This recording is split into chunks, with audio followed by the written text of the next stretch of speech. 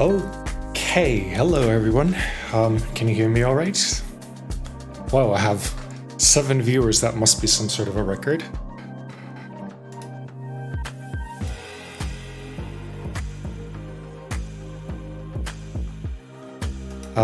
If you're new here, if you're not new here, feel free to say hi in chat. Everyone's friendly.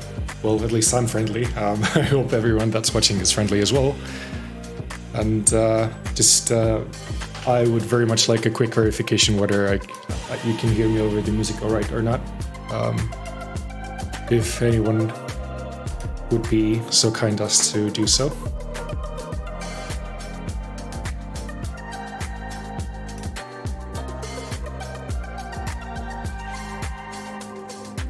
Or maybe I have chat disabled.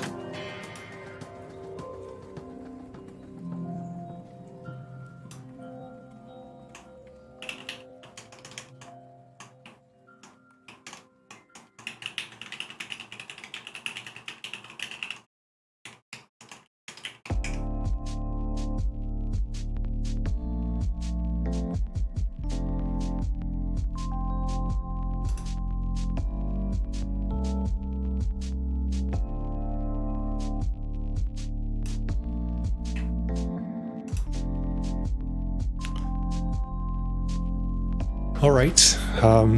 Well, I can see the VU meter moving, so I'm going to assume that it's okay. What we're going to be doing today is that we're going to be building a VAST60 by esc.hit, which is a new keyboard company out of China.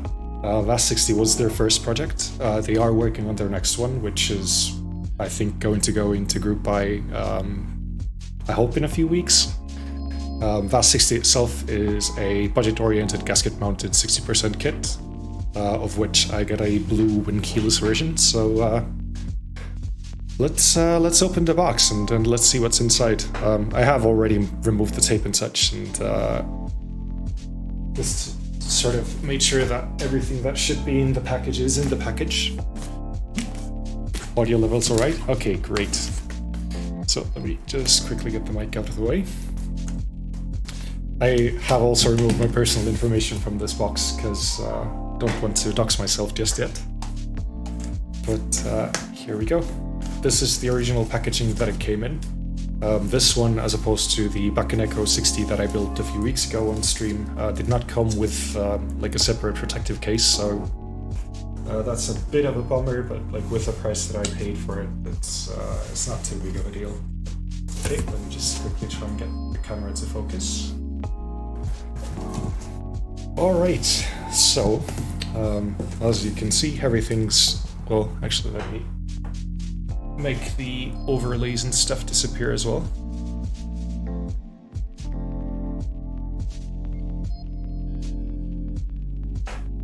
Alright, so as you can see, it came in this protective foam in an otherwise nondescript cardboard box. And the first thing that we have here is the FR4 plate. Somewhat universal. It's as far as I can tell, it supports ISO, it supports split right shift, split backspace, ISO left shift, and a myriad of bottom row options. I'm going to be building mine in 7U or a Tangen configuration with a split backspace, split right shift, and otherwise oh, hey Andre, thank you for the follow. Yeah, I'm gonna be building mine with a split backspace, and I think I'm going to be using this plate. Next up, we have a PCB. Let me quickly undo this.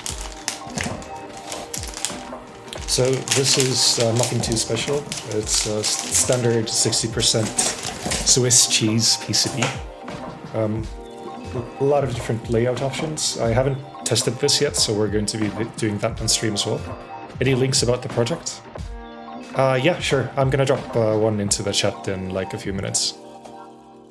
But this is the PCB that we're going to be using. It's a YMDK 60% PCB.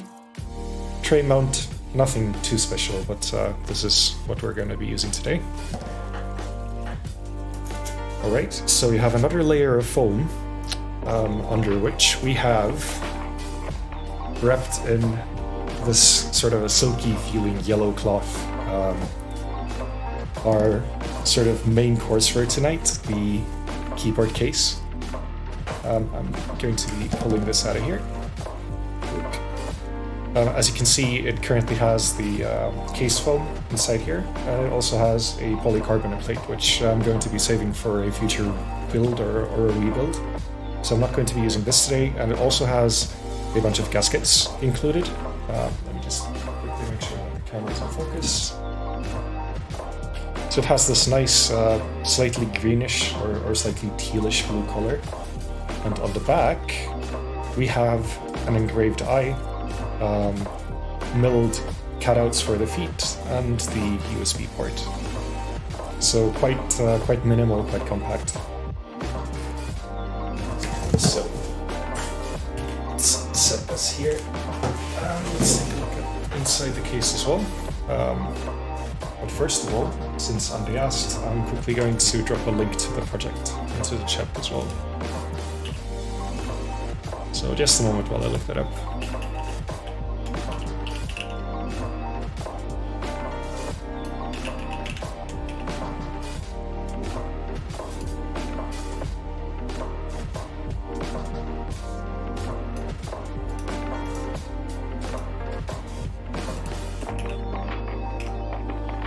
There we go. So, inside here, well, first of all, we need to get inside here, so let's go ahead and screw open the case screws. Just a moment while I grab my trusty screwdriver kit.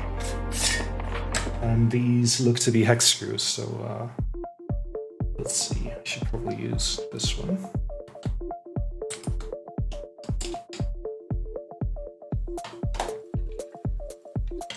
Yeah, 2mm hex screws.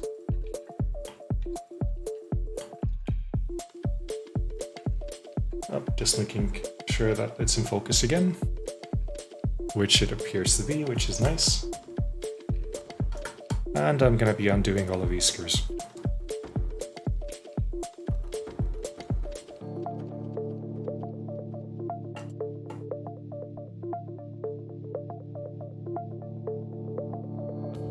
We also appear to have gotten a follow from MSCNS_OW, so thank you very much for the follow. Your attention is much appreciated. You know where your next excess money will go? Oh man, this is... Let me tell you, this rabbit hole goes deep. I can show you a picture of my keyboard collection afterwards, but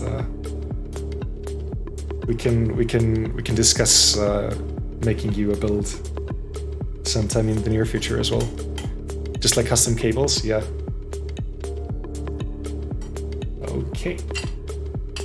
Right, one of these is still a little bit stuck.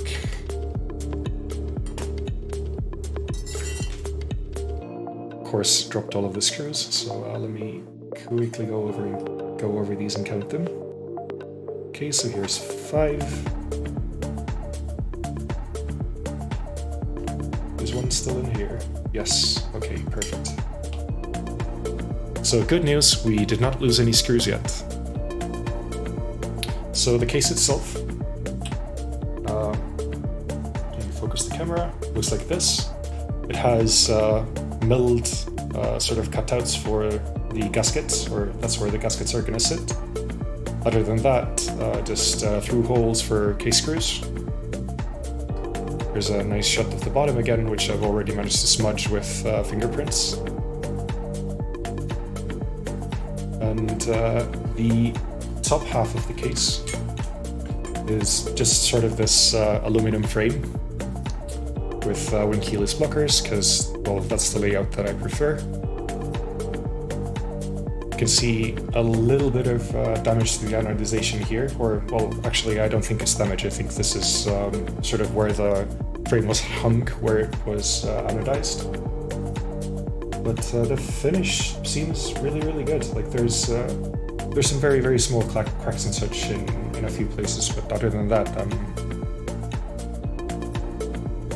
like from what I can see, from the areas that are actually going to be visible once the keyboard is built, like this is of a really nice and solid quality.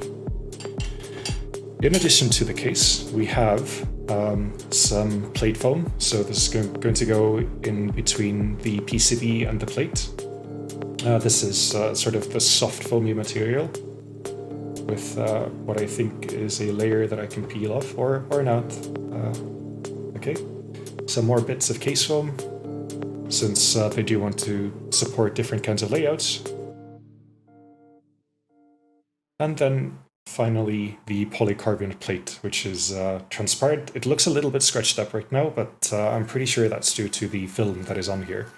So there's, if you cut polycarbonate, laser cut polycarbonate, then it is going to be covered with protective film on both sides, just so that if you move around the parts on the cutting bed or something, then you won't scrape the actual PC. It is very soft, very flexy. A quick comparison with the FR4 plate that we're going to be using. This doesn't flex too much, but I currently at least prefer the feel of FR4 over the feel of polycarbonate, so this will be used in a future build. And finally, well, not finally still, but we have this layer of foam, or I think it's some poron-like material, or very thin foam, that's going to go into the bottom of the case to sort of acoustically dampen it a little bit. Sort of reflective on one side, matte on the other, so this side is going to go up. And then we have some transparent pompons for the feet, so case feet, and then some more foam for the gaskets that is going to sandwich the plate from top and from bottom, so the plate is going to be sitting in between these. It's not going to be attached to the case with screws, so that sort of guarantees acoustic and mechanical isolation. So when you type, like, none of the reverberations from the plate should technically end up in the case by default, because there is no metal on metal contact between the case and the plate. Okay, so first things first, let's maybe go ahead and test the PCB. It doesn't have any RGB or anything like that, so this is probably not going to be too exciting, but we're still going to be doing it on camera because, well, I don't want to finish the build and then find out that the PCB is broken or something. So let me just focus the camera on this and grab a USB cable from my other keyboard. Actually, let me open VIA as well.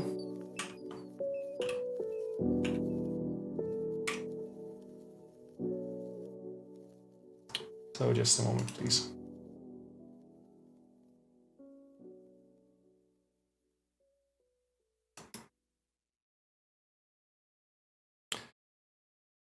Okay, let me actually move the desk camera to another position as well, so that the now playing screen doesn't super mess with it. Okay.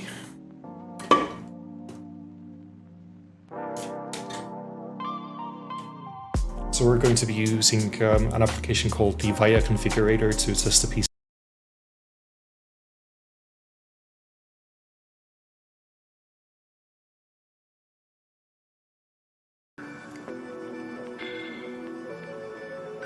Okay, and we are live again. Really sorry about that. Apparently I have an issue with my setup where if I disconnect certain USB devices, then the whole thing sort of decides to die. So that's pretty embarrassing. Just a moment while I try and get the necessary things running again.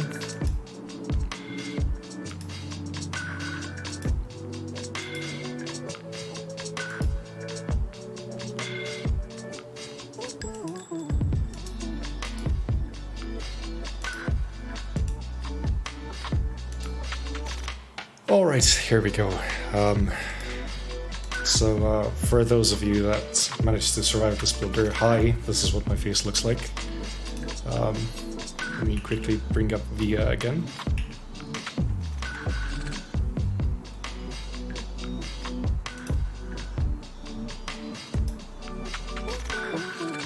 Okay, so what we're going to be doing is we are going to be using the key tester functionality in VIA, which we're also going to be using to configure the exact key map that we're going to be using a little bit later. But for now, let's just try and make sure that all of the contact points that we're going to be needing actually work.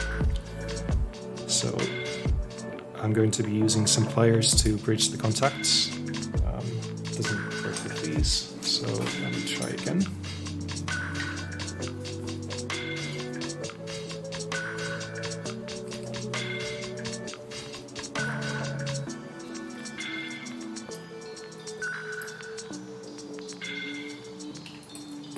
All right, interesting.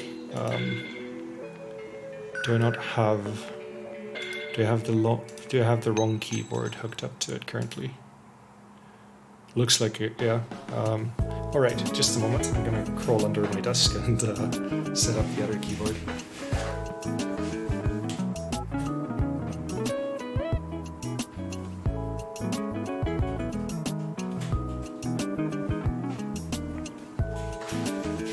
And I'm also going to be disconnecting my main keyboard again, and hopefully the stream will survive it this time.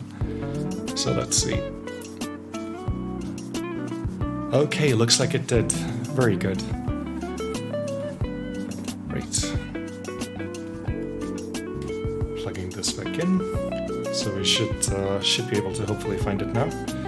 In case the firmware that I have on this is new enough. And it doesn't look like it is. So we're going to go down an alternate route. And let's just use an online tool for it instead.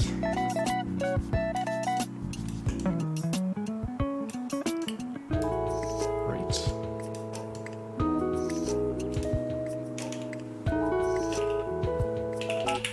Right, now this keyboard doesn't work.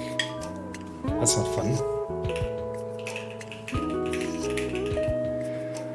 Okay, there seems to be some really weird things going on, so let me just grab another keyboard from the shelf. Oh dear, okay. Everything's falling, of course, as you would expect.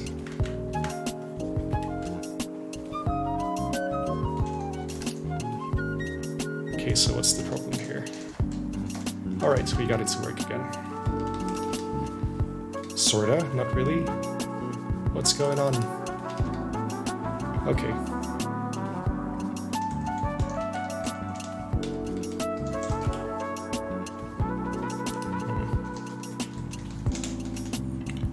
I've been using VIA for a while, so I didn't quite remember which exact site I was previously using, but here it is.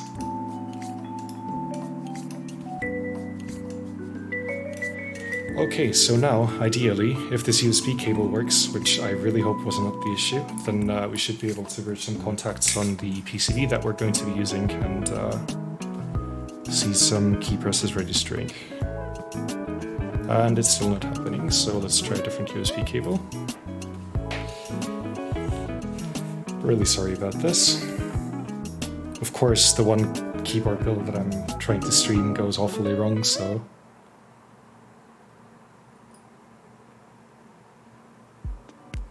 Okay, we're not getting anything, so I'm just going to try a different device to bridge these contacts. And still nothing.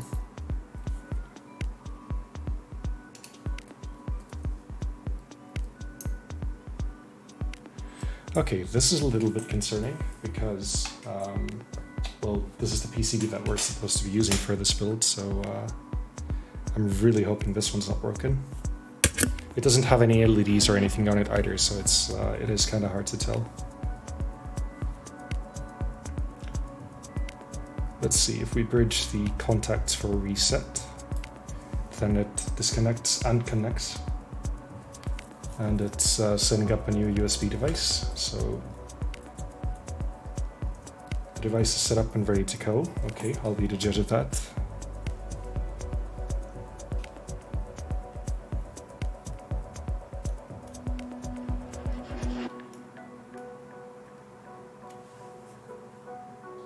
Maybe it has some block combination. It shouldn't.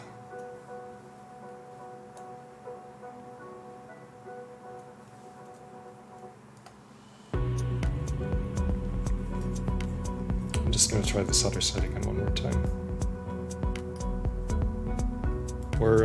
Or try typing into a text field that is not the keyboard tester.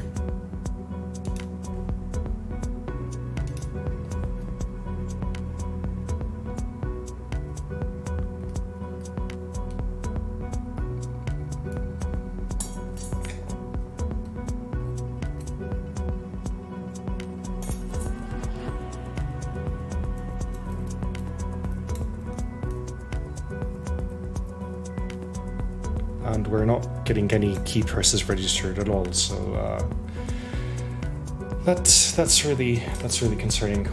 Does this keyboard tester work fine with the HHKB? Well, let's see. It does. Like the other keyboard that I have here does work just fine. Let me just quickly check whether it's the cable, and hope that it doesn't kill the entire stream again.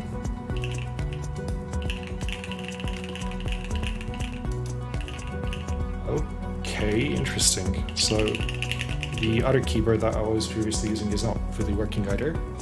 So maybe it is the cable. I have another one plugged straight into the back of my PC here. So let me try that one. But this angled connector isn't long enough. So here comes the third USB cable.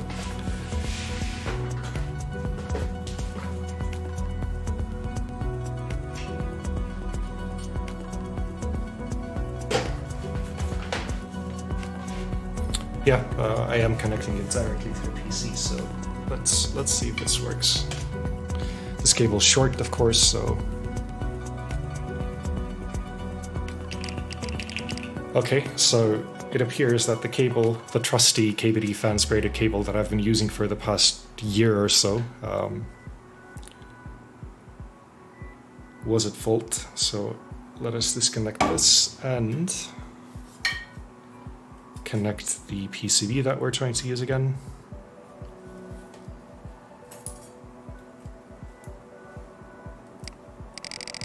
Okay, we're getting key presses. All right, not everything is lost. So this cable is really short, so it doesn't really extend that far from the PC. Let's see. Move it a little bit. Okay, but at least now we can proceed with testing the PCB. So I'm going to be trying to make some contacts, and here on the screen we're going to see whether or not they register. So let me minimize this other one here from here as well. Okay.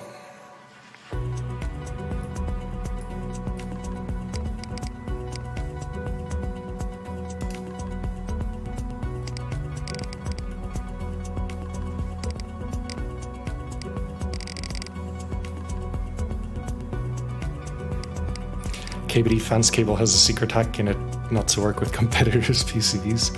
Yeah, I think I would have noticed by now. I don't have a single kbdfans specific PCB at hand at the moment, so...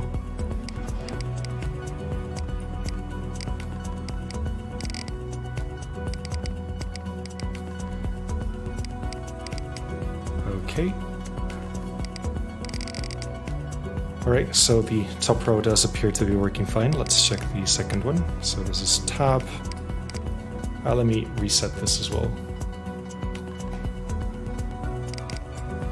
Tab, Q, W, E, R, T, some more T, Y, U, I,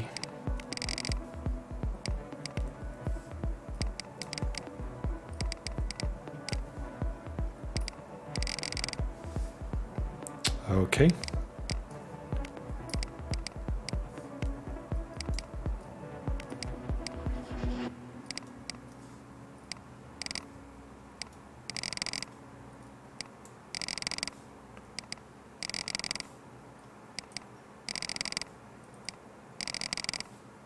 not sure if you can hear the clicks from the browser as well, but that's what I'm currently going by.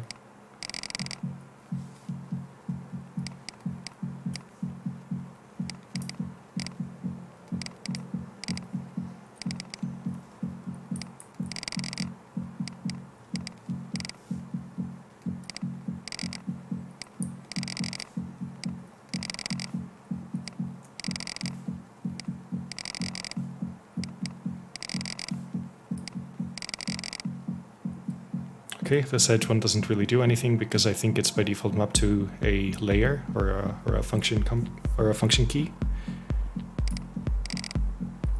And now we just have the bottom row left.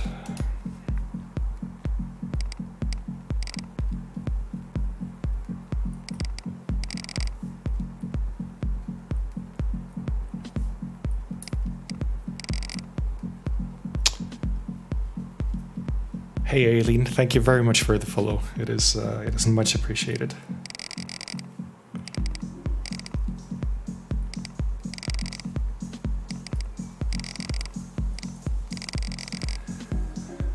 Alright, so from what I can tell here, it has like a very weird key map installed by default. It's trying to use arrow keys, which are not going to be present on the layout that I'm going to be using, so once more with feeling, hopefully it is present on VIA, or if not, then let's see if we can maybe install an up-to-date firmware using QMK Toolbox. QMK is the firmware that we're going to be using for this.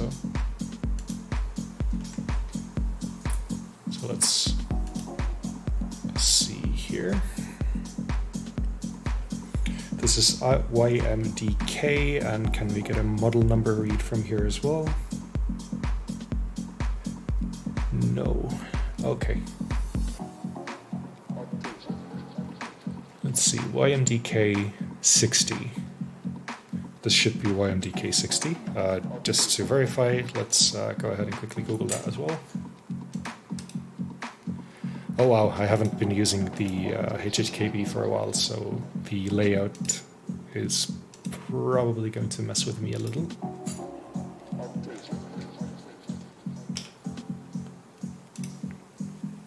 Yeah, this is the one that we have, without the bottom lighting LEDs, of course, but other than that, it looks identical from what I can tell. Like, the microcontroller is in the correct place. There are some slight differences in the component layout as well, but it should hopefully be fine. Yeah, this is the one that we have. So that's YD60MQ. Let's try and find a firmware for it. YM60MQ. And let's go with the 12 LED option. So load. Downloading the file. Set to auto flash, and then hitting reset should technically put the PCB into bootloader mode. Okay. No device present. Let's try once more.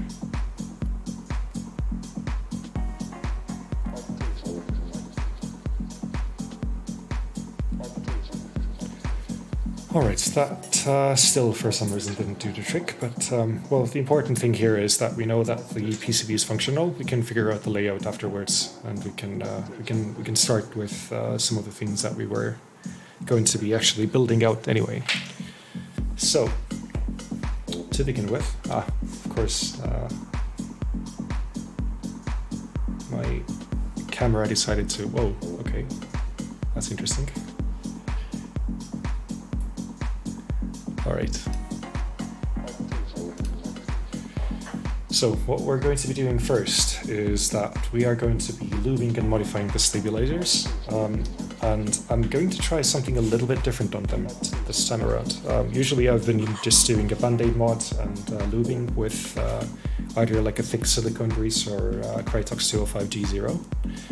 today we are going to be doing those things, but in addition to that, we are going to be trying to apply the Epsi mod, or basically using leftover cutoffs from a sticker sheet to sort of minimize the wiggle that the stabilizer wire has. I am going to be using Everglide stabs. I think they were Everglide. They are this nice smoky gray color. Let me focus in on that. With golden wires as well for that added touch of luxury. So let me quickly get my working area set up. Sticker sheet best for Epsi? Yeah, absolutely. I know that a lot of people are using Desk-keys films or cutoffs from Desk-keys films, but I have the kbdfans stab sticker sheet, and what I discovered when I played around with these a little bit earlier is that the width of the bar between the two stickers, that is going to be waste material anyway, is actually pretty much exactly the width of the internals of the slider in the stabilizer. So if I try and fit the sun here, like it's gonna fit perfectly with little to no wiggle. So let's pour these out. And I'm going to zoom the camera in a little bit as well so we can better see what exactly is going on.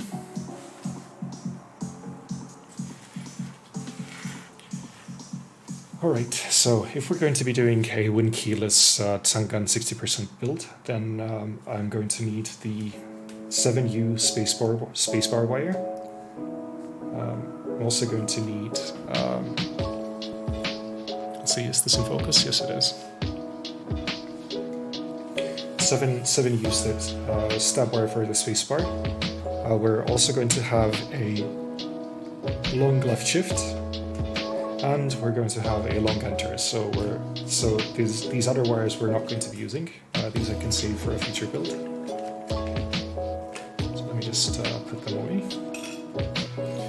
And then let's go ahead and sort out the actual bits that we're going to be using as well. So we have 3 stabilizers, which means we want 3 pairs of all the other components. So 1, 2, 3, 1, 2, and 3. Alright, gonna put the rust away as well.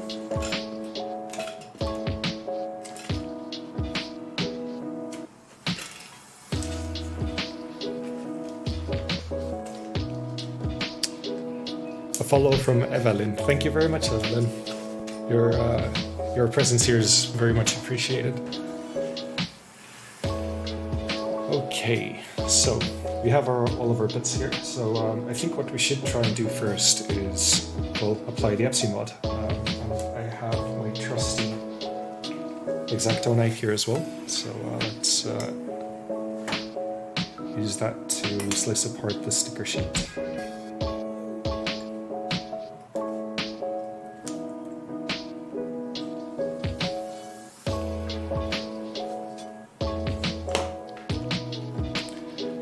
And then try and modify.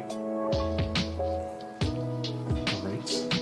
My camera, I have the iPad hooked up to the camera to control focus and such, but it keeps disconnecting for some reason. So if I'm gonna take a break, then I'm gonna debug it during the break. But for now, let's just deal with some things being out of the focus every now and then. Alright, so we have these thin strips of sticker foam. I'm gonna try and get one loose.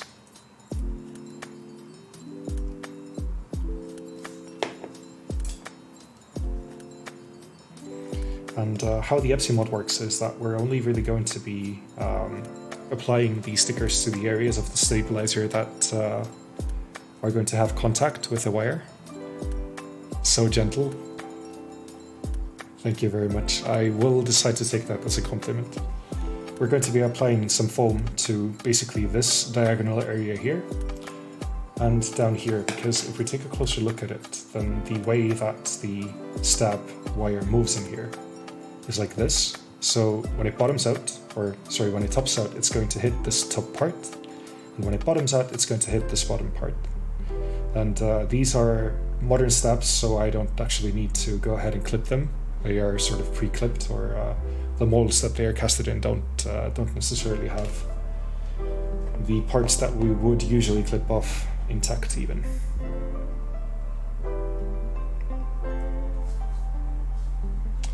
Right, so let's try and apply our first piece of sticker, our first piece of film.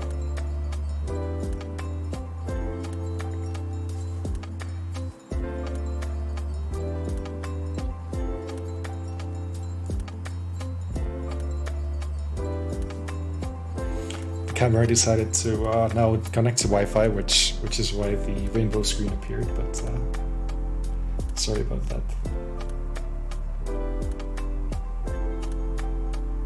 Yeah, it should be back now.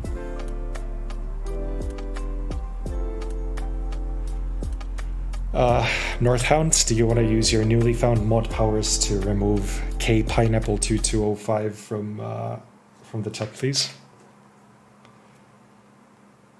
Because apparently I'm big enough to get butts. Yeah, go ahead. Does this mean I've made it?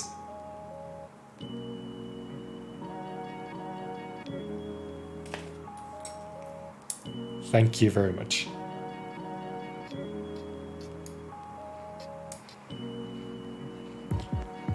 Okay, so since the camera decided to connect again, then I can show this up close.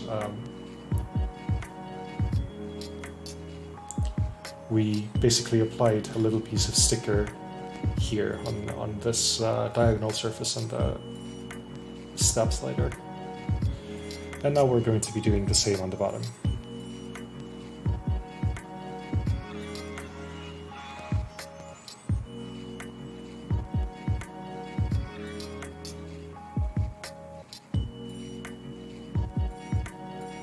Maybe using Dusky's films is a good idea, because this, while it should be the exact width of the internals of the stab, then it does have some very mild issues fitting.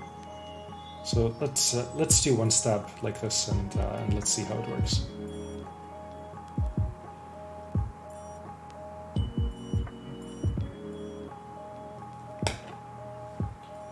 All right.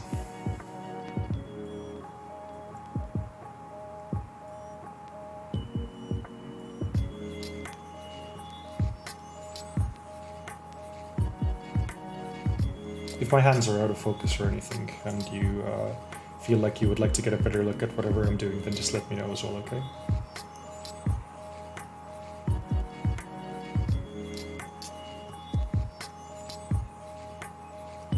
Okay, this is a bit loose, so let me tighten it, okay.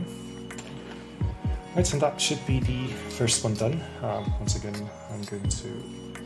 Whoa, this is hard. Going to focus in on it. So if the wire goes in here now, then both the upstroke and the downstroke should technically hit the foam that we have in place here.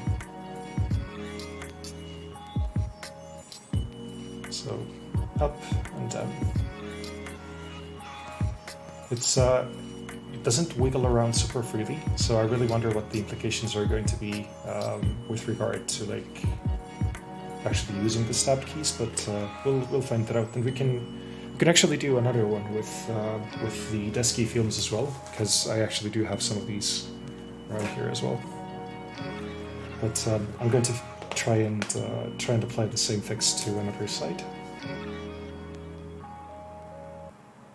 Okay, this one I already did.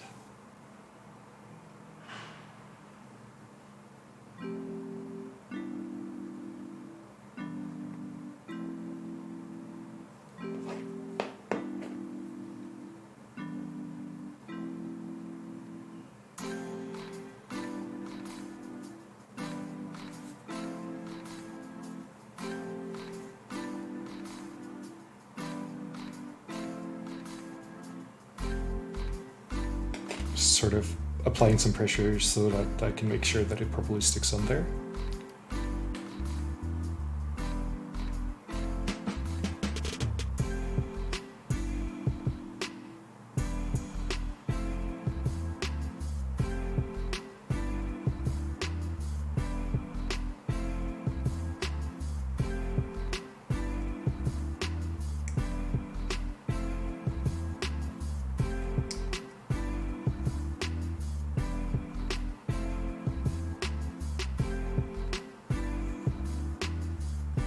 And cutting off the excess again.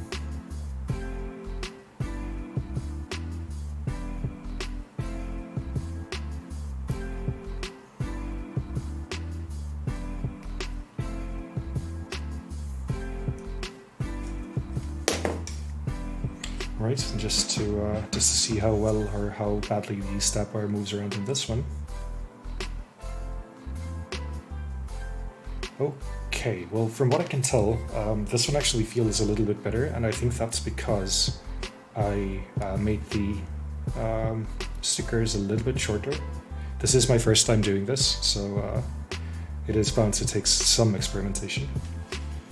But okay, so let's go ahead and lube it, and let's try and mount it to the PCB and see what happens.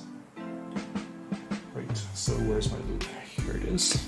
And I'm using Krytox 205G. I usually do stabs, or the stab housings at the very least, with sorry, not the housings, but the wires with a silicone grease. But I'm not sure I have that at hand, so maybe we'll go and find that.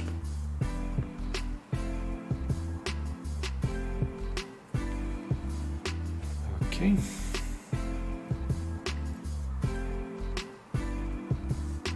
And we're going to be applying lube to sort of all of the edges of the stab slider.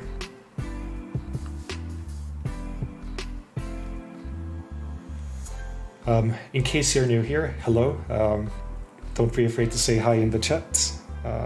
I'm very, very glad to have you here, and feel free to sort of interact with the other people here as well. We're all here to sort of chill out and have fun, so yeah. Okay, that's one looped.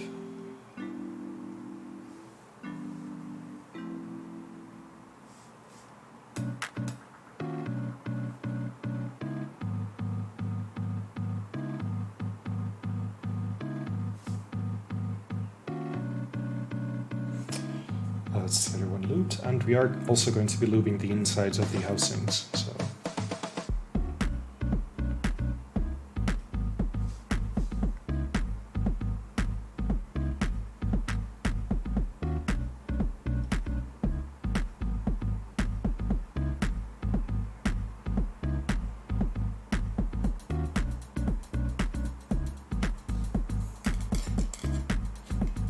Right, that's one.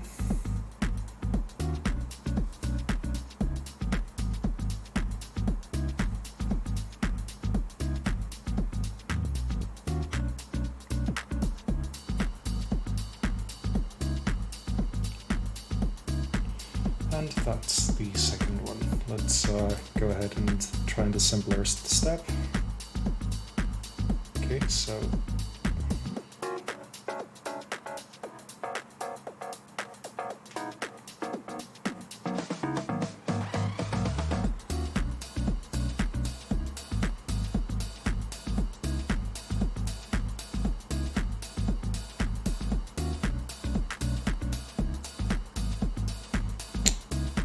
and BRB, I have decided that I do need to apply some silicone grease to the wires, so I'll be right back.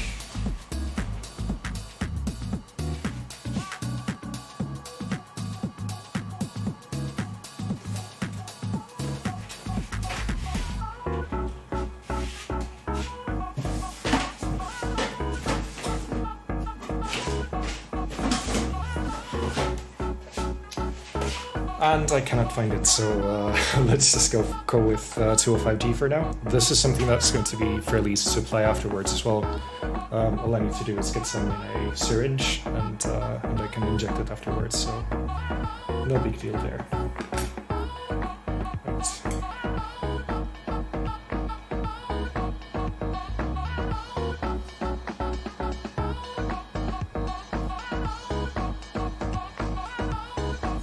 Going to go for a fairly thick coat on this one, just because these are the main contact points between some metal and some plastic, so a little bit over the elbow as well. And now let's snap them in place. Okay. I'm just checking whether I've assembled it the right way around, and I have not, so sorry about that. I will quickly flip it around.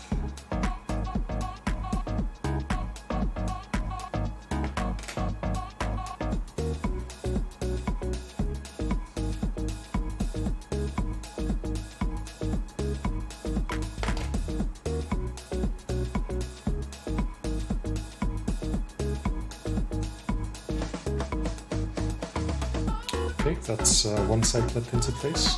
And let's do the same for the other. Do I have this the right way around? Yes, I do.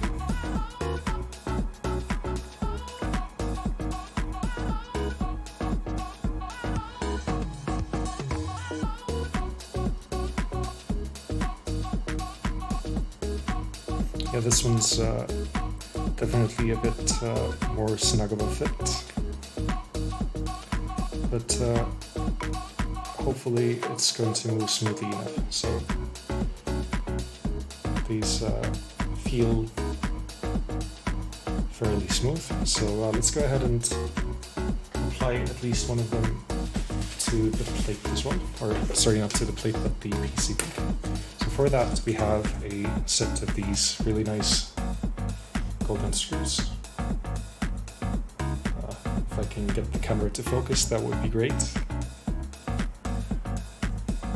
Or not. Okay, whatever.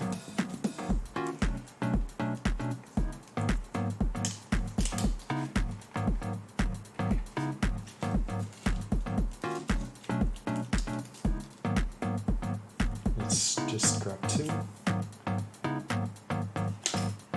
And get a different screwdriver bit.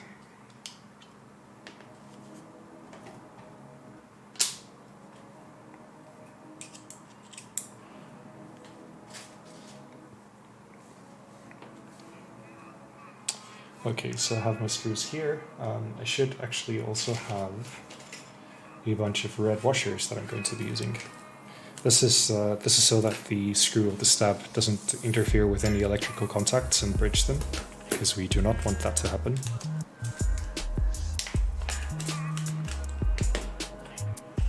And I'm just going to be grabbing a few of these as well.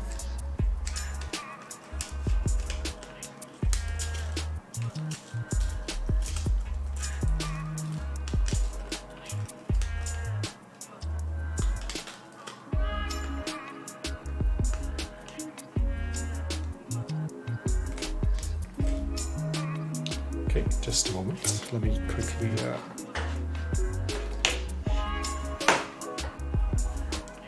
make sure that the iPad that I use to control the camera stays charged. Okay. So, we have two U stabs. One of them is going to be the enter, and one of them is going to be the left shift. So let's try and get it in there.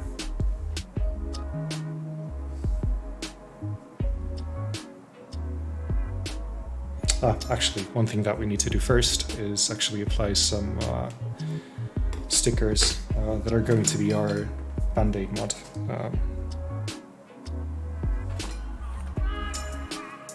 So I'm going to be prying two off of the sticker sheet.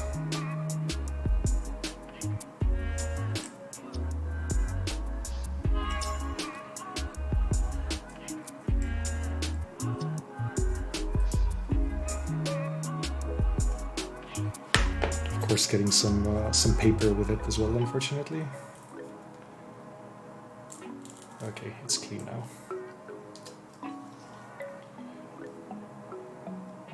And I'm also going to be applying it to the correct spot. And this is for those that... Okay, thank you very much, Earthhand, for adding a list of blocked terms.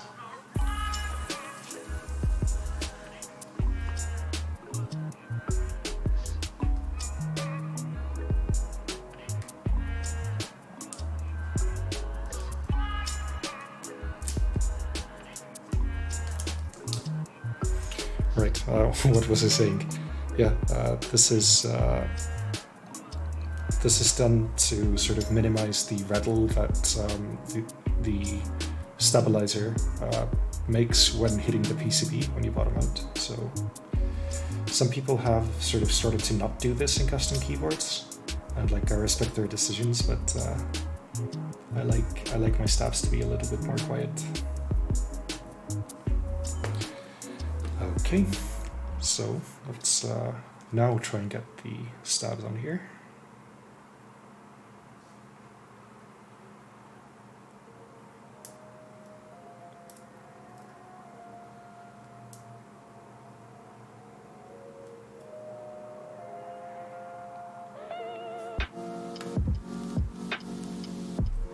The sticker material used by these kbdfans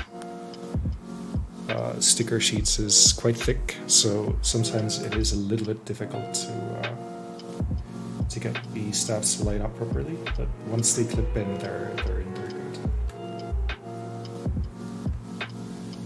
Okay, let's grab a screw.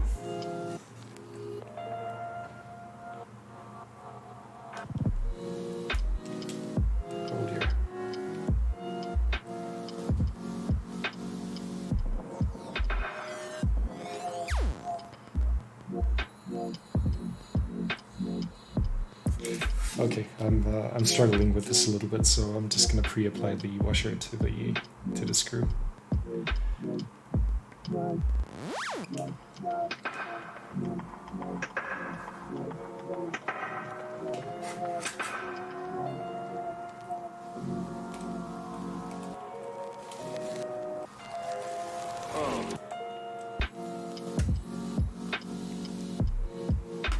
Just making sure that it sits nice and flat.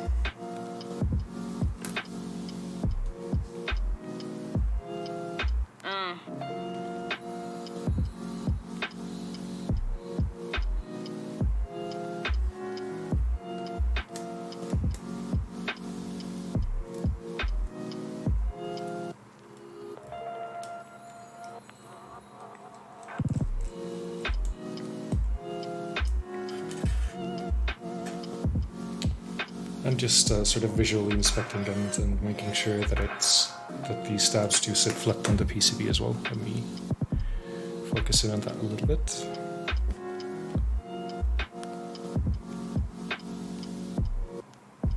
No? Good camera. Right, so now they're flat with the PCB and should move quite freely. This one's not super smooth, and I think that's because this is the half with. Oh, okay, I know what I did. I didn't cut the excess sticker from this side properly. I can actually see it right now as well, so I might be able to just slice it off. Might be able to just slice this bit off without having to dismantle it, hopefully.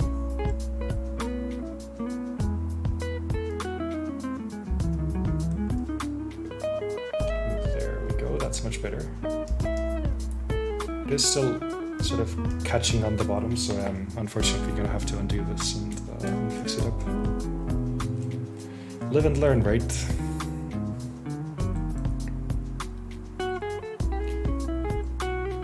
Let's just to get some conversation going back and forth. What kind of mods do you do to your stabs?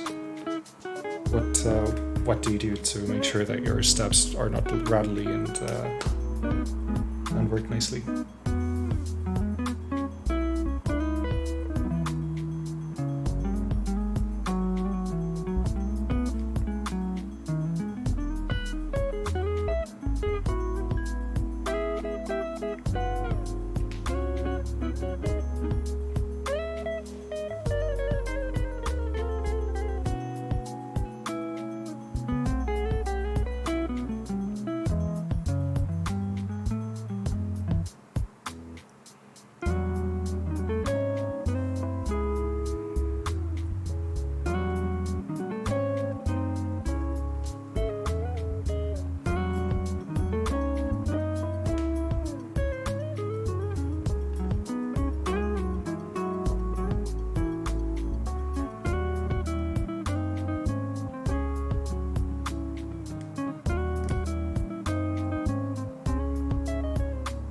Okay, those should be fairly flush now. So let's reassemble them.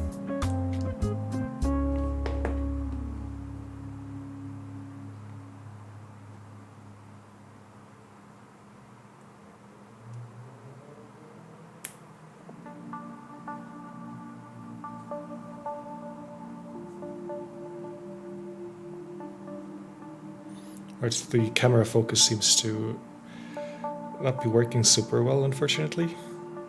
Okay, there we go.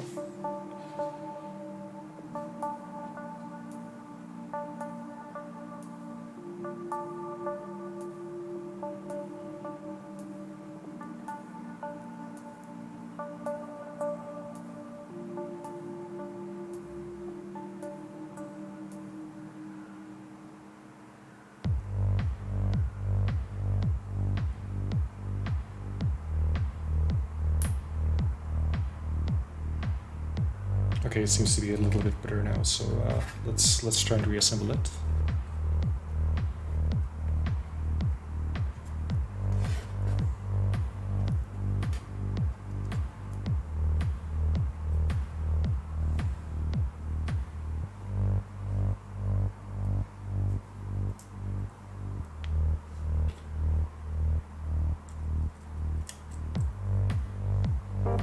And there go the washers again. So let me quickly try and fix that.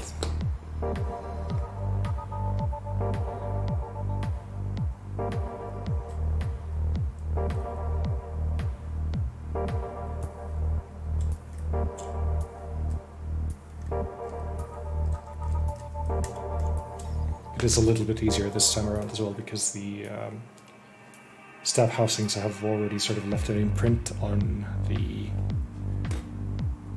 foam that's underneath them, so I don't have to sort of apply as much pressure to squeeze them into place.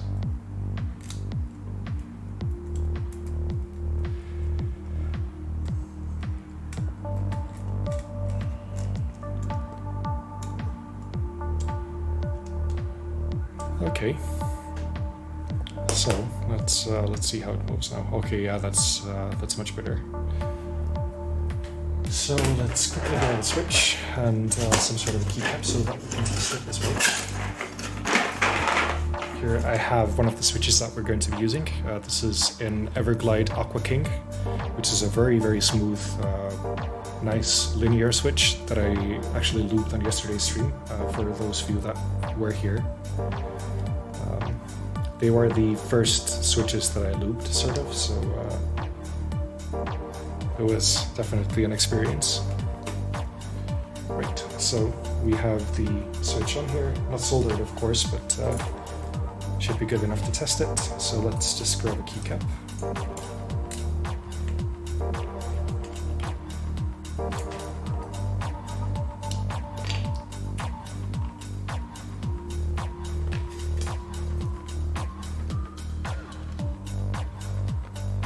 Put it on here and let's give it a quick listen.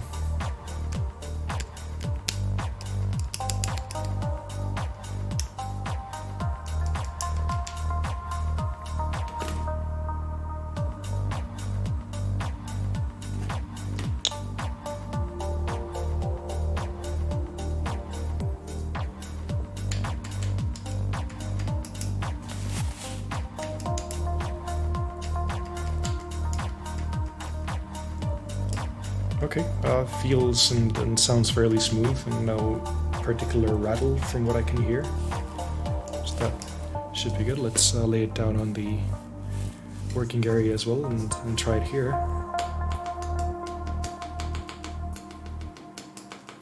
I'm gonna pause the audio for a moment so you guys can maybe also hear a little bit better.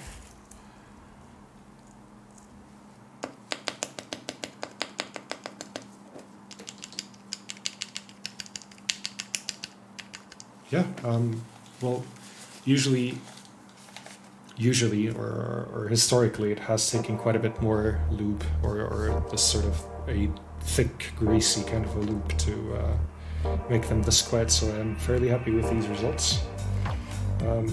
going to be undoing this, and then let's do the other 2 stabs as well. Right, so next up, let's do the spacebar. Alright, so to begin with, let's apply some stickers on it again. Where did I put the sticker sheet? That is a great question.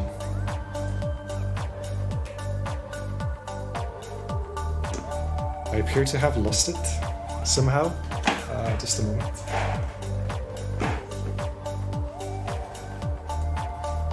Ah, here it is.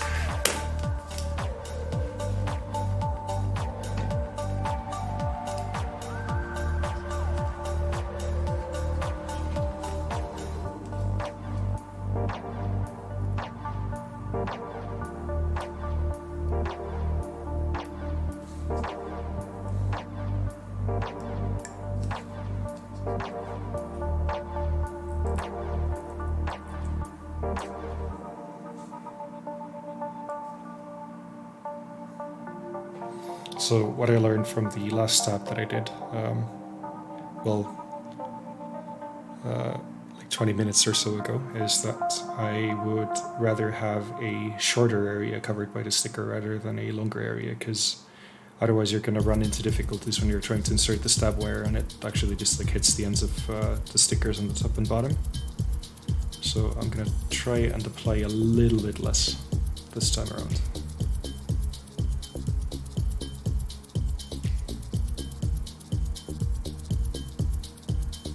But not so much that it becomes useless.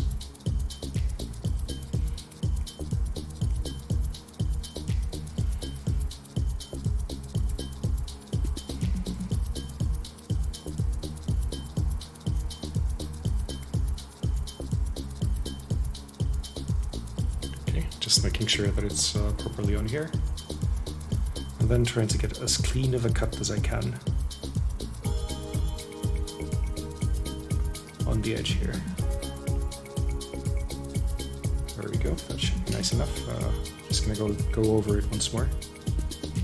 And it actually looks like I've cut into the skin on my index finger a little bit here as well. I have a small layer of skin loose, so accidental body horror. Sorry about that. Trying to get the camera to focus once again. Not gonna happen? Okay, guess not.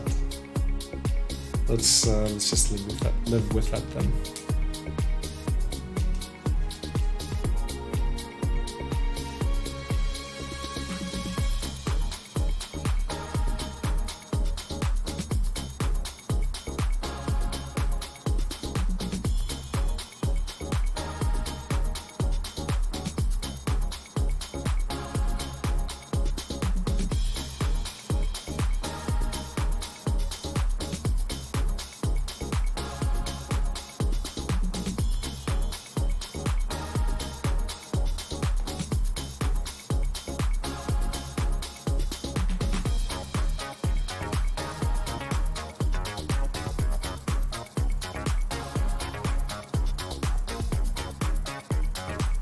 Okay, that's one done.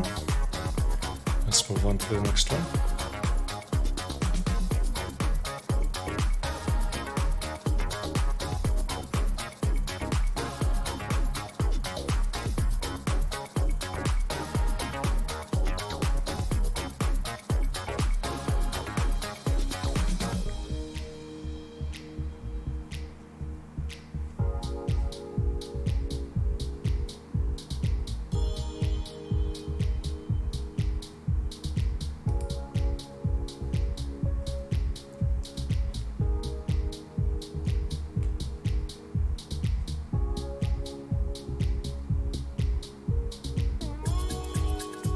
This is probably a lot easier to do if you have like smaller hands.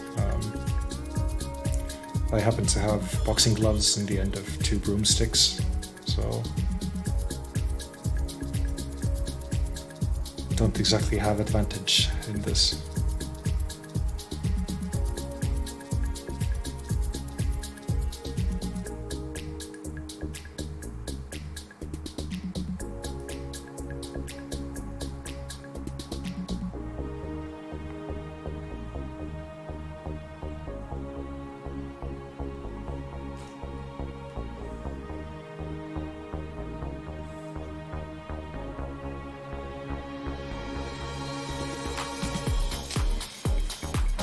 Alright, that's 2 out of 4 down. I'm going to be doing the next 2 in parallel, just to sort of try and get them as even as I can. And also to save time a little bit, because working in batches is usually, at least for me, a bit quicker than doing them one by one, from start to finish.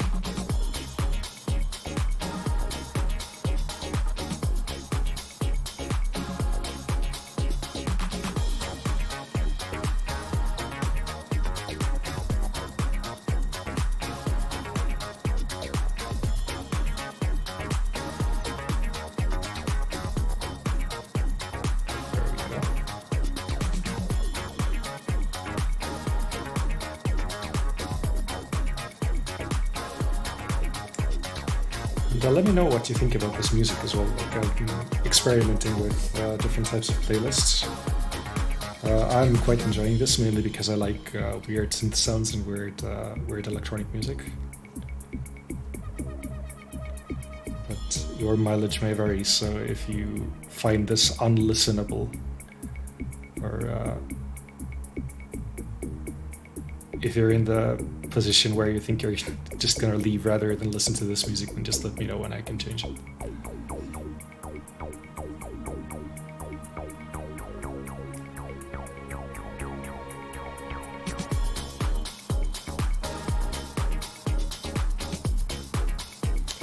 Okay, so that is the third one done, and to carry on I actually need to slice another piece off of here, so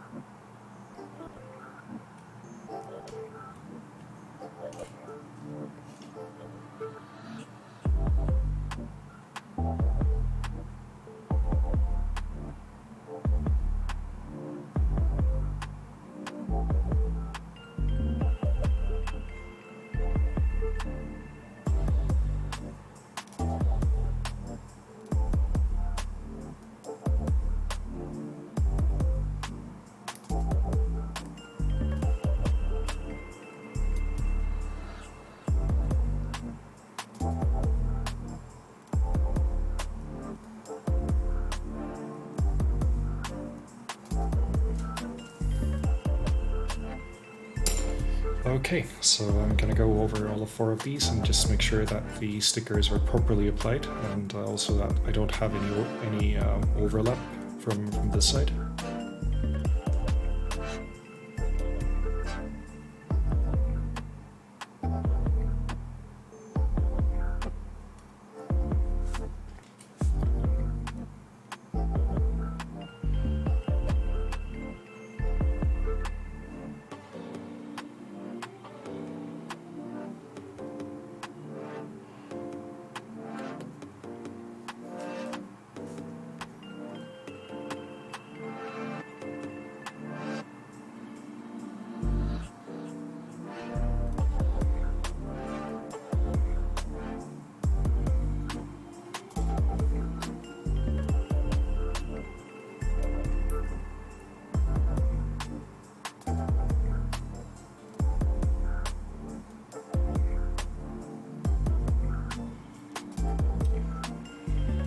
Okay, those look alright, so just gonna go over every single one of these edges with a knife once more, or at least give it a quick visual inspection to make sure that we don't have any glaring oversights.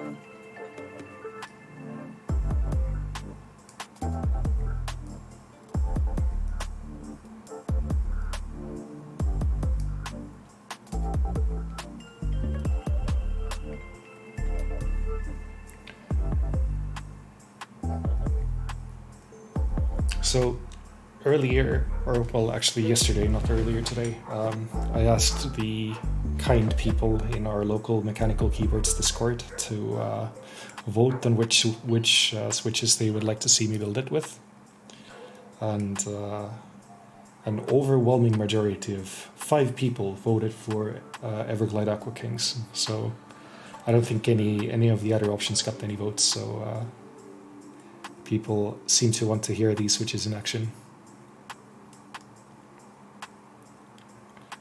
And later on today, we are going to be you, dear watcher, are going to help me decide which keycaps that we're going to be putting on here as well. But we'll get to that.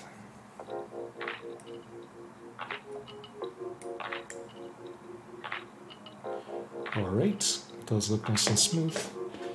Just gonna make sure that like the stab wire goes into each of these properly as well.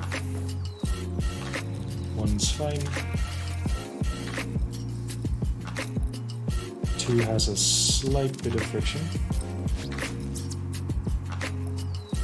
That is fine. No, it didn't push the sticker out of place.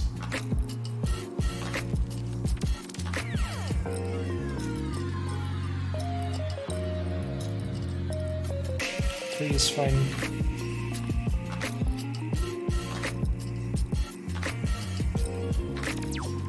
And 4 seems to be fine as well. Okay, perfect. So, now let's lube the housings and then we can assemble them to the plate.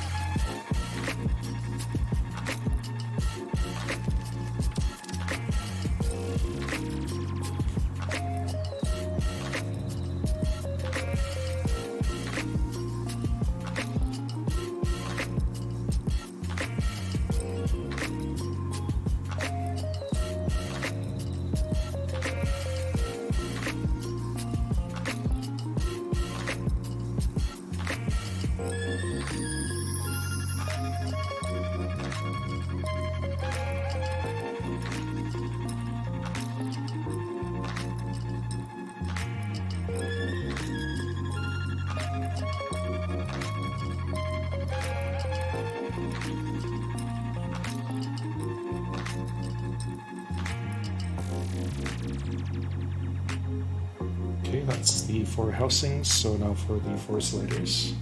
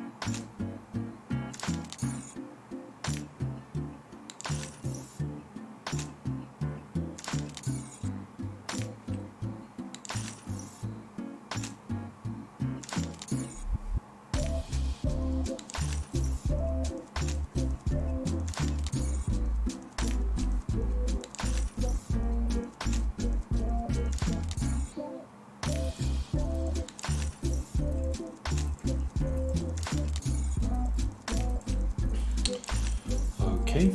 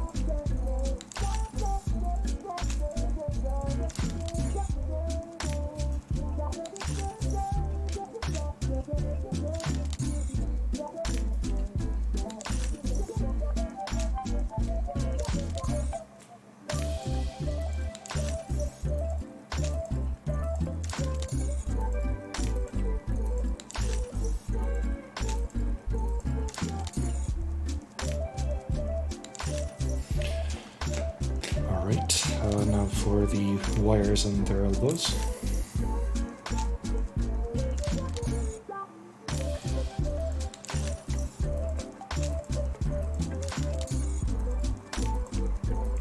This feels like somewhat Bob Ross-esque.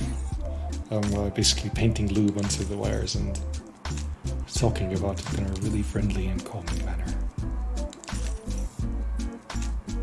So if you were looking for a high energy stream, then I'm sorry, but you're gonna have to look elsewhere.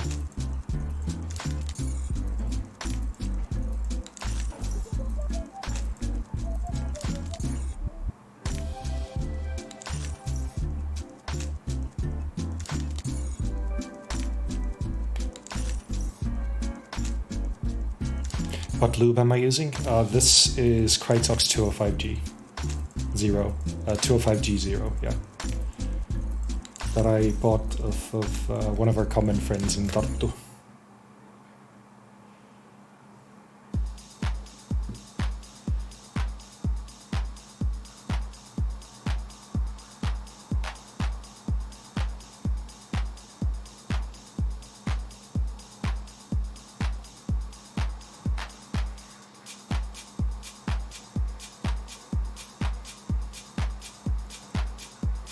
Okay, this was the side that had some very mild difficulties with the wire going into the housing, but it seems to be working alright. So I'm happy about that.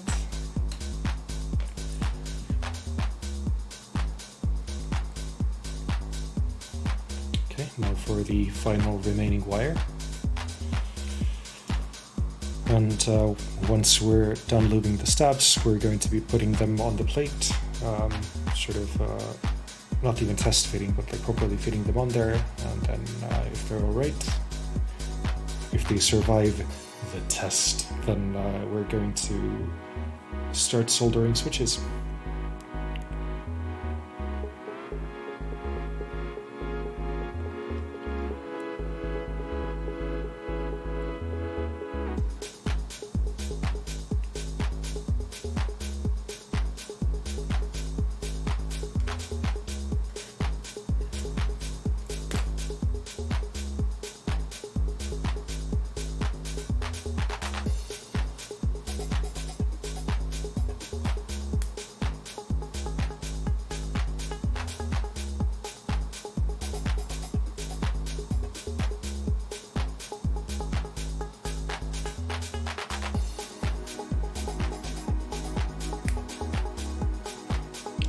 Alright, seems to be fairly smooth, so let's put some Band-Aid equivalent on the PCB for them, and then let's put the stabs on.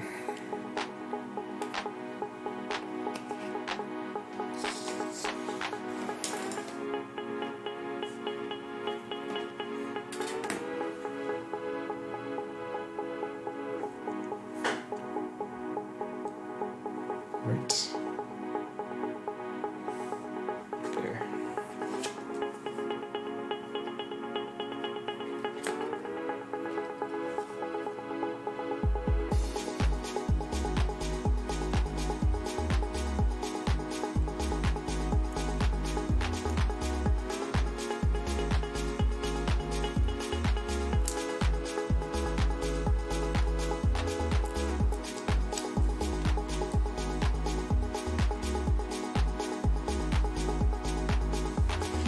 Alright, so actually first thing we need to do is we need to figure out where exactly the spacebar is going to go.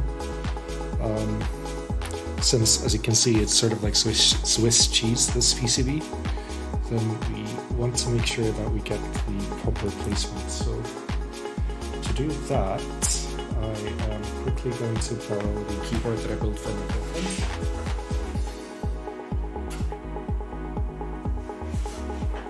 And we're just going to match it up against this PCB.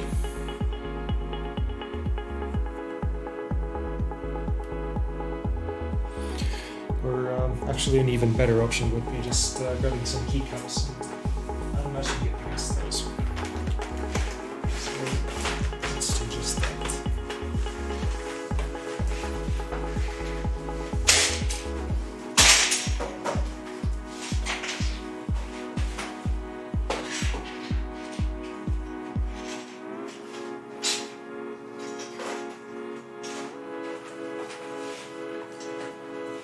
sorry about that.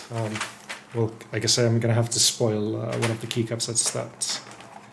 That's an option for putting on this board. This is GMK Oblivion Round 2, the Git version. And let's just go ahead and borrow some keycaps from it. I think this is 7U. Yeah, it is.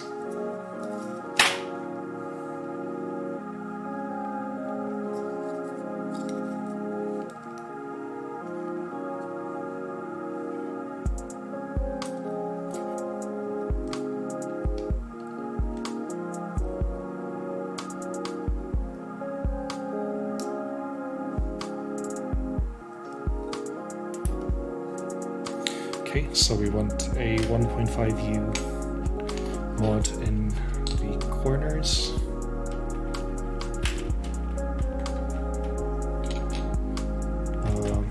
1U mods for the spacers, and 2 more 1.5U. Where are those? Where have I put those? Okay, one of them's here. And is this 1.5? Yeah, it is. Okay, great.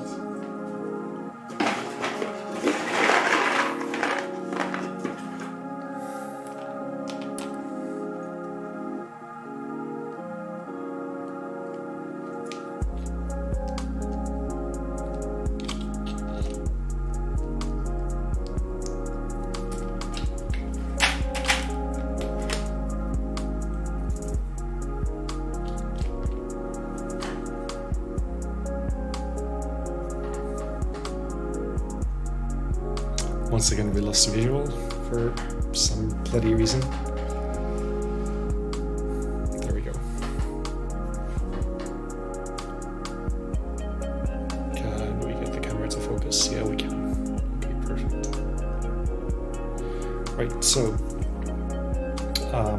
this is the correct side up, and we are going to have a 1.5U mod in the corner. So let's see, where should it go? We have placements for 3 separate positions here. Well, that's not very nice. But I think it should be the edgemost one. Or like the leftmost one. Then a 1U mod.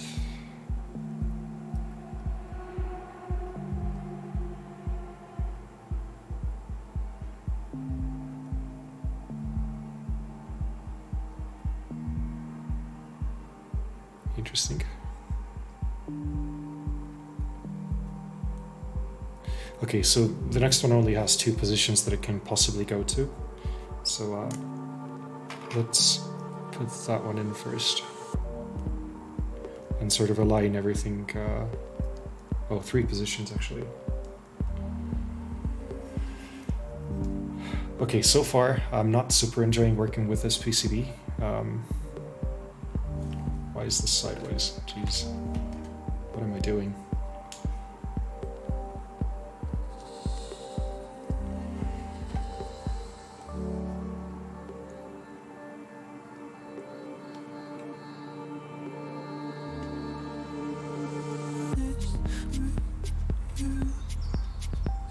Okay, like that, I guess. Jeez.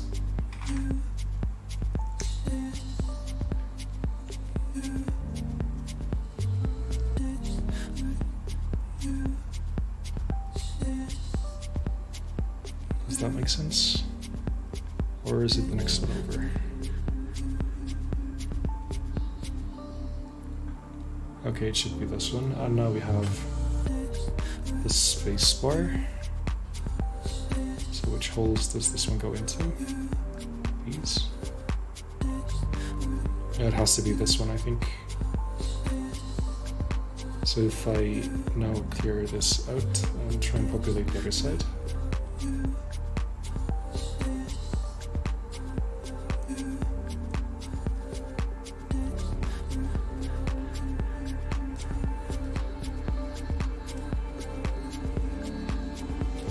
Yeah, okay, there we go. I think that's the correct spacebar position, so that means that there's only one place that it can go to on this side, because this would be this would be 2.25U. So this is 7U, and I think it was this one. But we can measure the exact position using the stab itself once one of the sides is already attached, so no worries there. And quickly put away these keycaps. And the extra keyboard.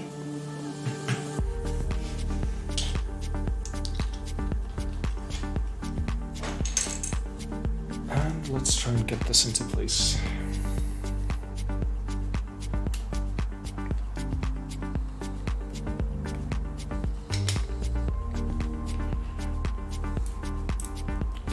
Does this make sense? Is it in the middle? Yeah, it is. So the sticker that we bravely started applying like what must have been 10 or so minutes ago, we can finally stick it into place.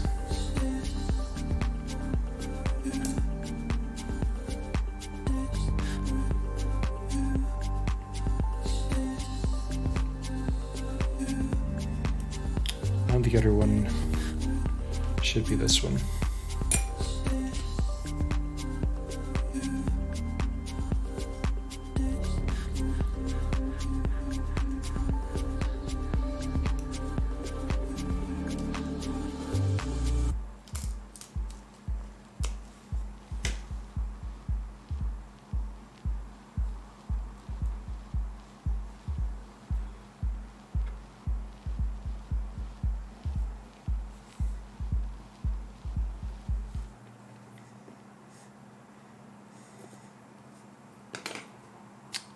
All right.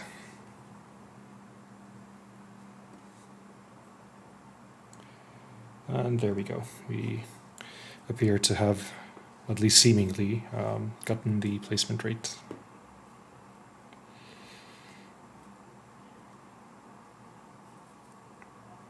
Let's actually get them to fit as well.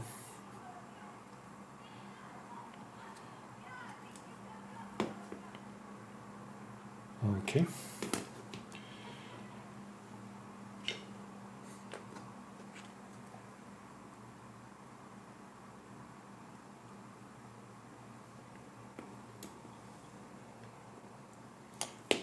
Did the backing track that I have, and yes it did. There we go.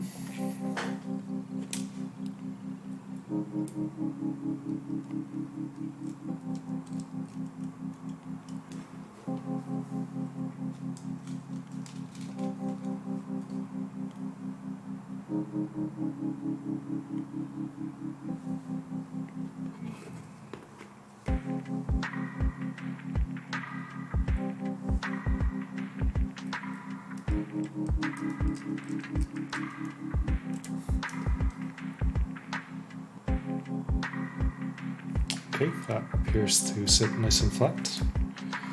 So let's do the one for the left shift. This also has two stab positions, but I think that's because some slightly odd layouts have a 0.25U stagger in row 4, as opposed to half a unit stagger. So I should be using the one that is more towards the middle, if I'm not mistaken. So let's apply the stickers.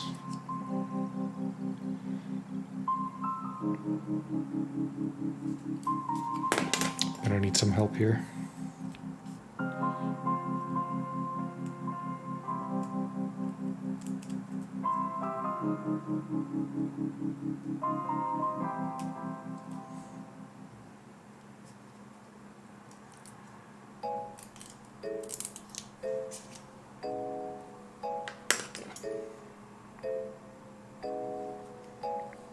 Okay, this actually goes on this way around.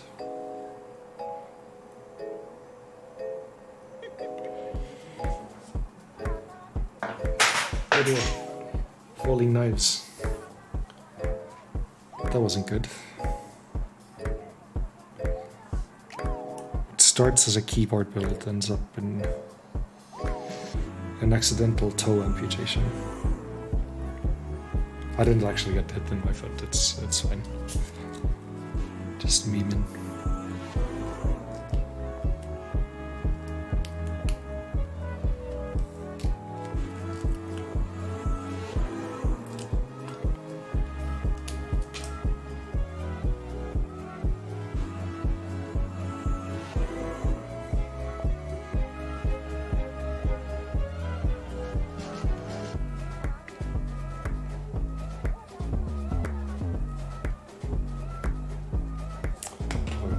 So let's go ahead and install this one as well.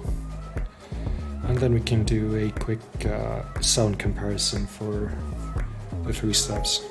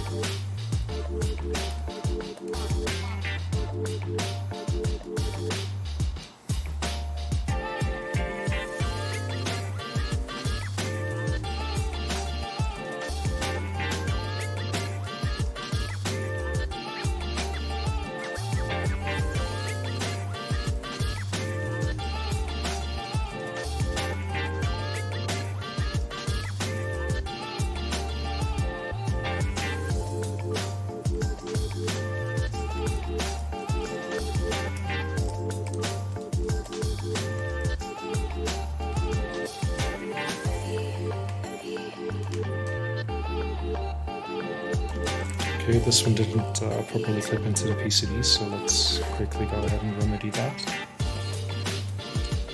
Does not have like the end of the stab with a little foot on it that should clip onto the PCB. Does not have that much to grab onto here, so could be a little bit tricky.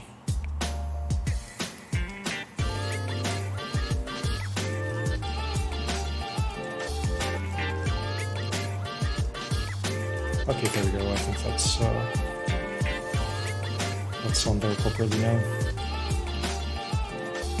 Wow, this one's completely stuck. What the hell's going on here? That's interesting. What the heck? Well.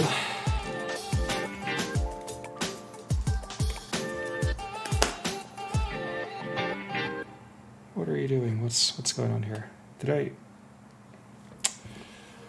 guess we installed the slider backwards somehow and did not notice until actually installing it. This is embarrassing.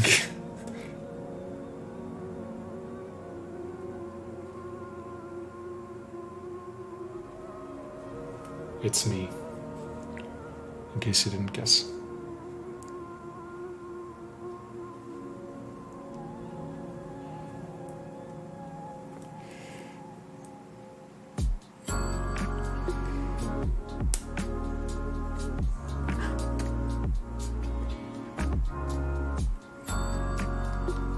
Spotlight anxiety errors? Oh yeah, absolutely.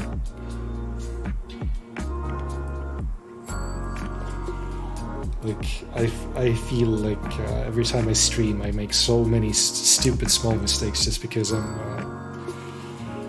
naturally anxious about like the way that I come across and what I have to say about whatever, and like it's like I'm trying to multitask while I'm only really doing one thing, you know? Okay, all of these move fairly freely now, so Let's grab some mods and let's test them.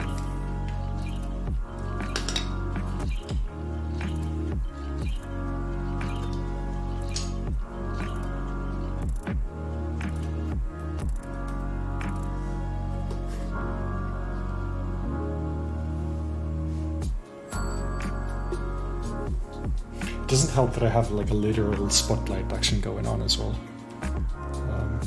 So I'm like working in a slightly more bright environment than I usually would, just to sort of make sure that everything comes across properly on camera, and it's a lot sometimes. Okay.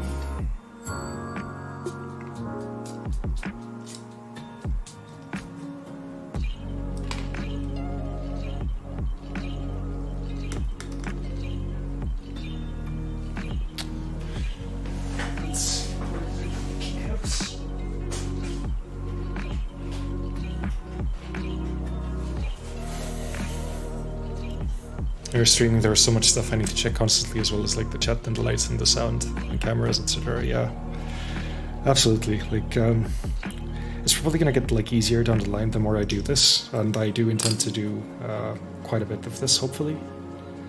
But it can still sometimes be a lot.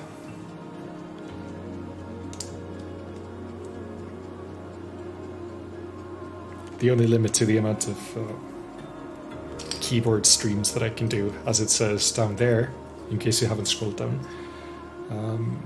The only limit is the amount of retail therapy that I can afford.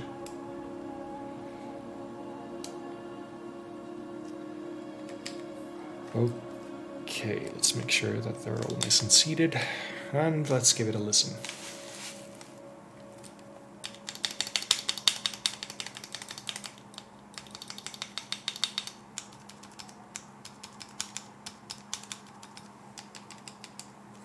Okay, from what I can hear right now, like this one sounds a little bit weird. I think I'm gonna like add some lube on the wires. Or try and make sure that the band-aids that I've applied are in the correct positions. Spacebar sounds, well, exactly like you would expect the 7U spacebar to sound, really. And this one, yeah, they're actually quite similar.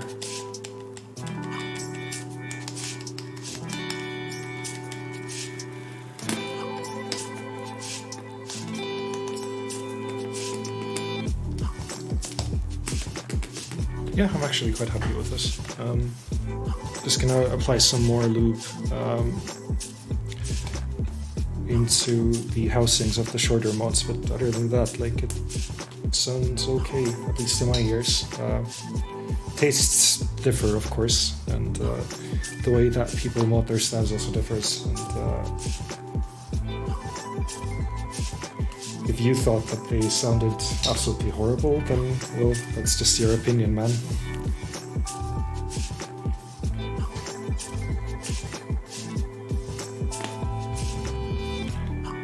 Thought I'd load you on my second display while I get some work done. Yeah, sure. If I get too annoying, you can tell me and I can zip it.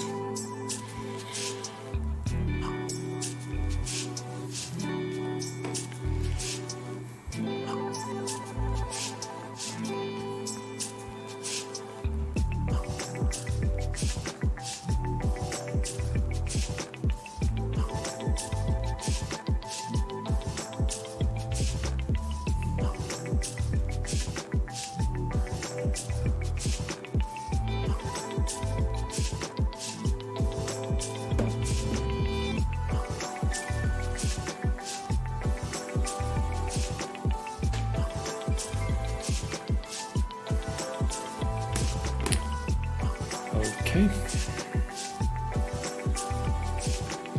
so that should hopefully make them good enough. Right, next up we're going to start soldering switches. So before we go to that, I'm actually going to take a 2 or 3 minute break, pause the camera for a moment, get something to drink quickly, and I will be right back. And let me make sure that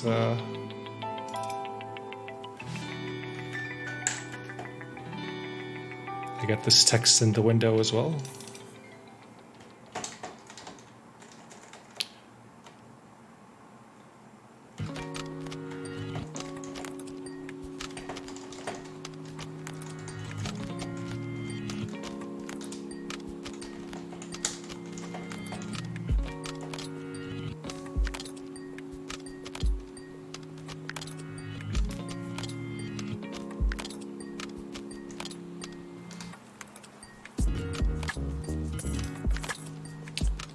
There we go. And I will be right back.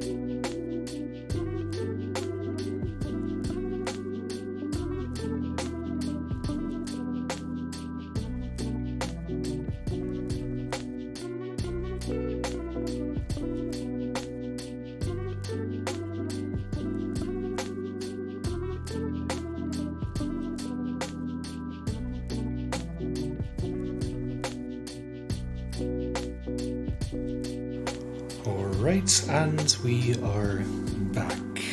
For those that have just very recently joined, hello, my name is Elia. Welcome to my keyboard stream. I'm trying to sort of do this semi-regularly, or as I get new keyboards in. Feel free to drop by the chat and say hi to me and everyone, and I really hope you enjoy your time here. So, what I did in the meantime was that I got Lazy Man's coffee, so sugar-free Red Bull, and I also warmed up my soldering iron, which by now hopefully should be warm enough to start soldering. Check that. Yeah, okay, here it is, perfect. What we need to do before we start soldering, however, is that we need to install the plate foam and then try and get the plate into the correct position as well. So there appears to be some sort of a reflective layer underneath here, but I'm not sure I can actually remove it, so that's fine. Let's try and put it into place. Okay, that's interesting. That's a strong choice for a layout. Is this the right way around? Yeah, it is. Right, and we have some of this, what I assume to be, this is not promoted by Red Bull, but Red Bull, if you're watching, yeah, if you're watching, slide into my DMs. We're going to be cutting this up to sort of apply around the escape and the mods. This is a fairly weird format, and like I've never had plate foam come like this exactly, but we'll make do with it. So, what are the keys that I'm going to be slumming? Like the hardest probably are the one above enter, I think. Does this fit in between the stabs? No, it doesn't. So backspace here, and then the split backspace buttons. So let's slice up this room.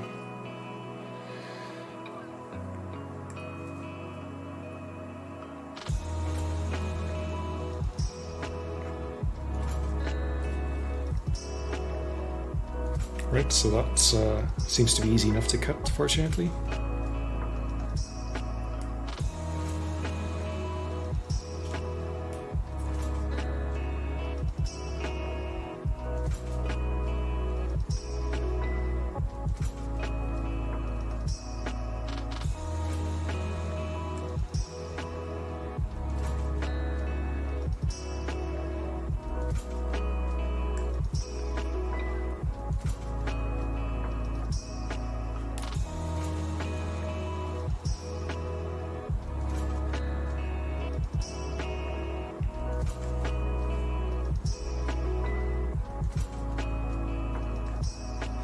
And what is this foam even for is hopefully this will sort of reduce the ping or the reverb that the keys produce a little bit.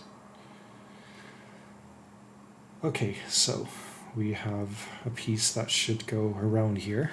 Let me get the plate.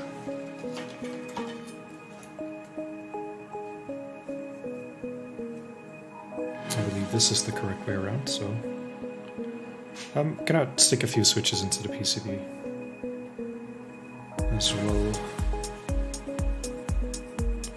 just so that it's easier to align the rest of it. I quite like the visual effect that this sort of golden trim on the plate produces with the transparent switches. Something's wrong with the video again. Okay.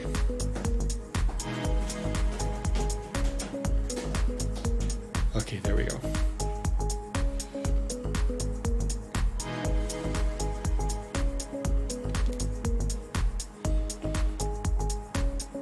Anyway, where was I? Right. The sort of goal of this foam insert is going to be to reduce the noise that the switches make a little bit, and just sort of reduce the case ping or the reverbs inside the case. Okay, so let's see. Let's try and wiggle that in here.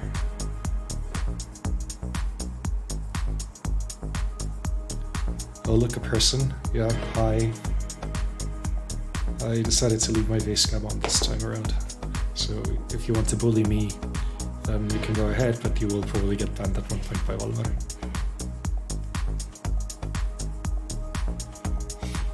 Right, so this place here looks like absolute Swiss cheese, so figuring out what exactly goes here is going to take a little while.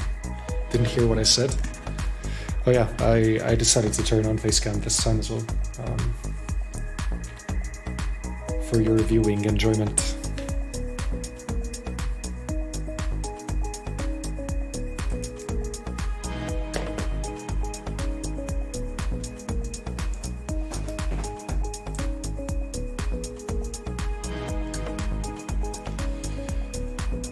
Alright, this seems to align fairly well, so let's go ahead and put some more switches in. I'm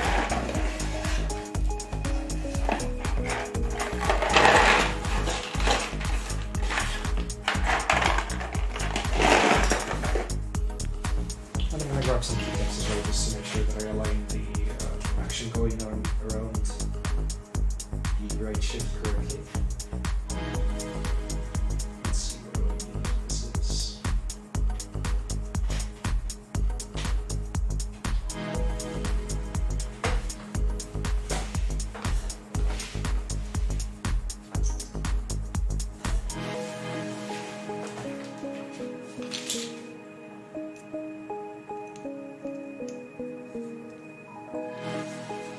Where exactly do these go?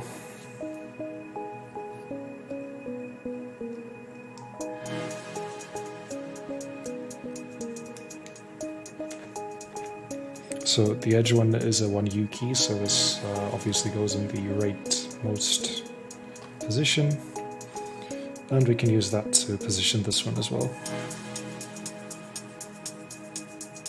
Does that seem about right?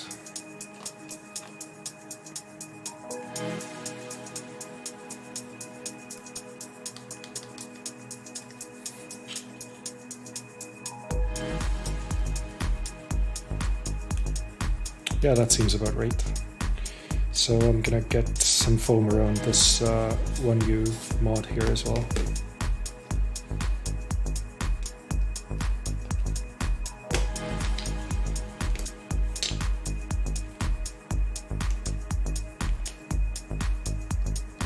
Where's my switchboard?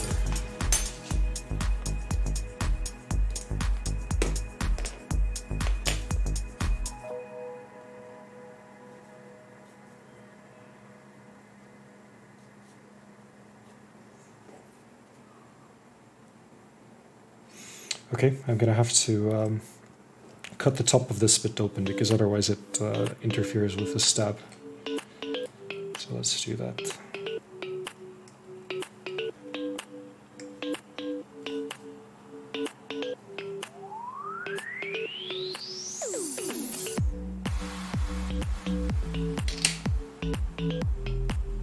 Right, the song is a little bit too upbeat for my tastes, so... So who got that one loot switch that I gave away in yesterday's stream? Yeah, about that. Embarrassing, I didn't give anything away, but I can give you one if you want. You were one of the 3 people watching it anyway, so...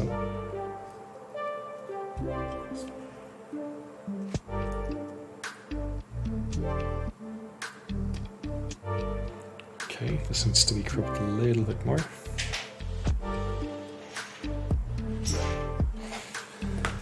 Alright, I have a cap versus keycap situation, so just a moment while I change that. There we go.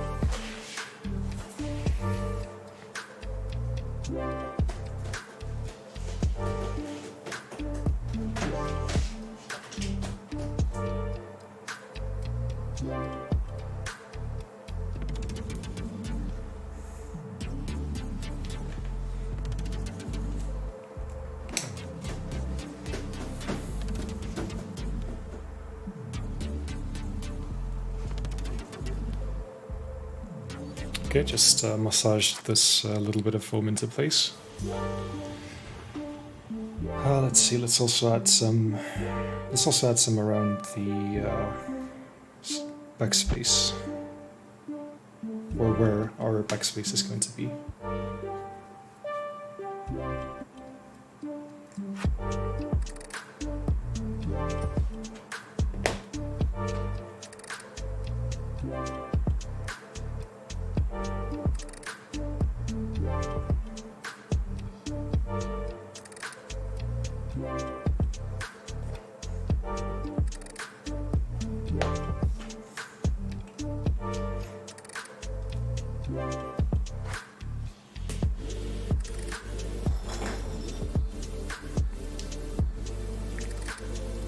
Alright.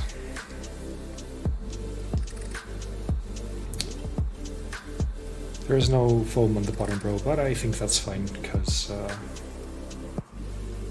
well, can we place this? No, we cannot place that piece over there. But that's fine. I'm not going to worry about it too much. Okay, so that's the foam. Let's go ahead and solder some of these switches in place.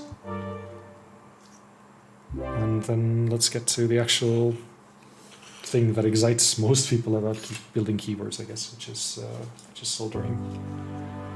Let's see, can I zoom in a little bit more as well? No, I cannot.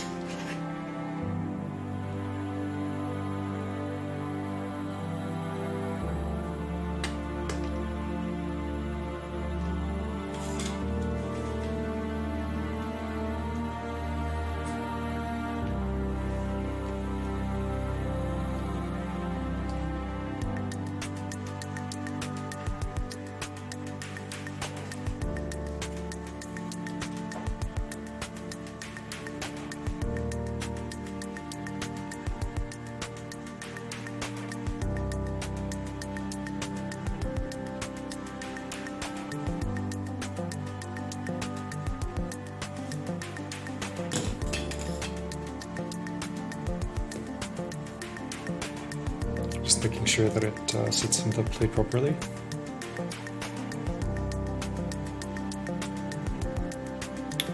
And, well, at least seemingly it does, so I guess we're good to continue. Sometimes the thing with these case foams is that they're like a little bit thicker than they should be. So you get the issue where if the foam is like the more rigid type, then it sort of pushes the switches outside of the plate. And if you solder them, then like they're going to be a major pain in the backside to get into place afterwards.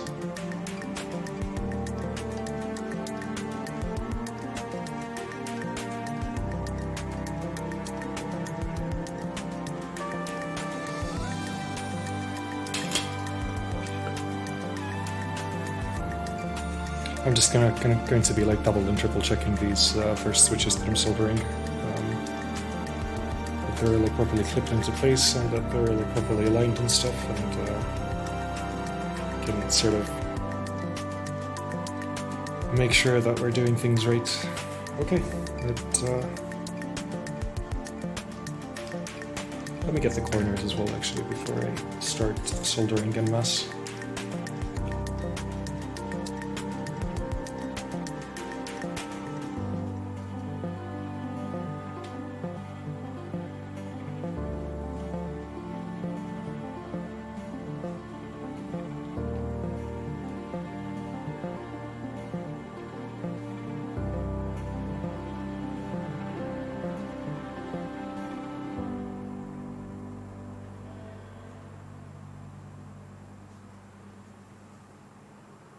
Okay.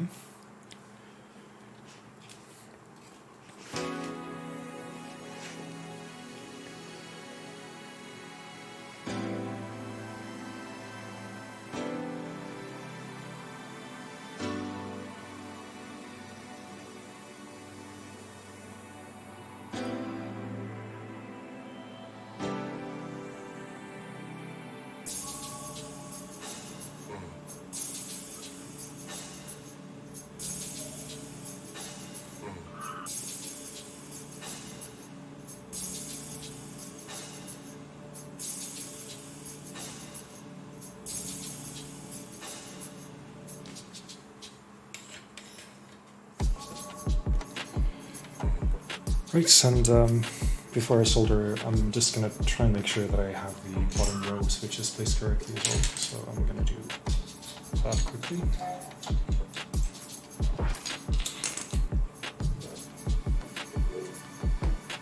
Right, where's my space bar? Here it is.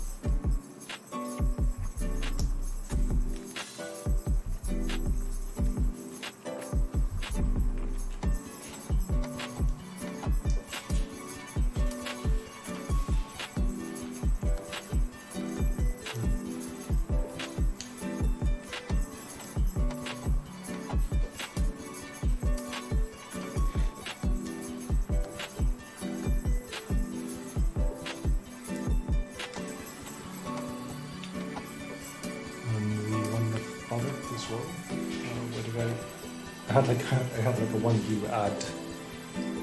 Here we go.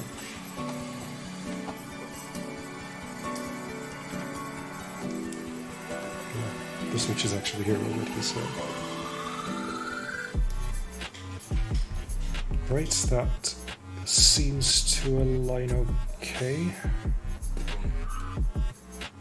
Spacing seems a tiny little bit off, so let me try something different here.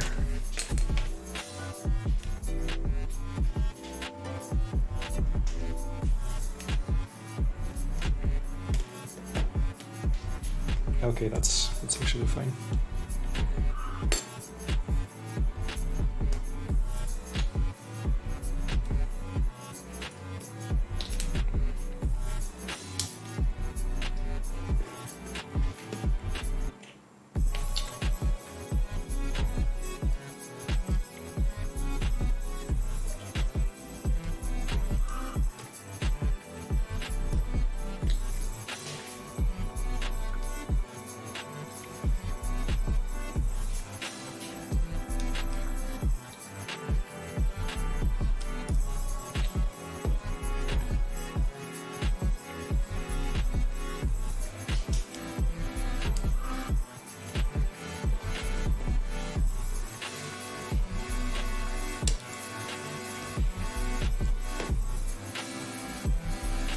Alright, and the spacing on this side seems fine as well, so we should be good to continue.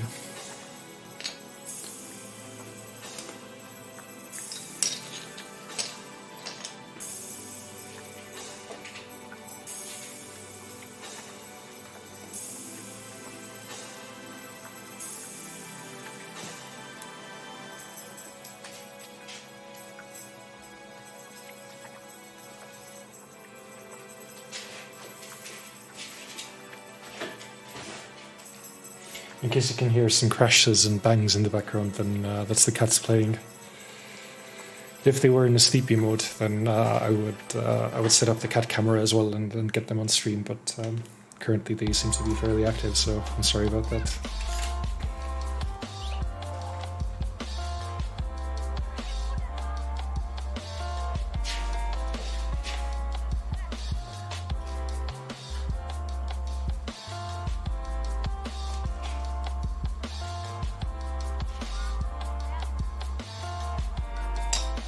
Actually, just to verify that I have all of these clipped into the plate properly. Yeah, I do. Okay, that's cool.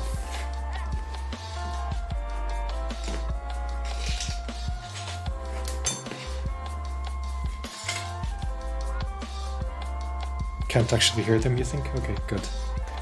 The noise cancellation is working.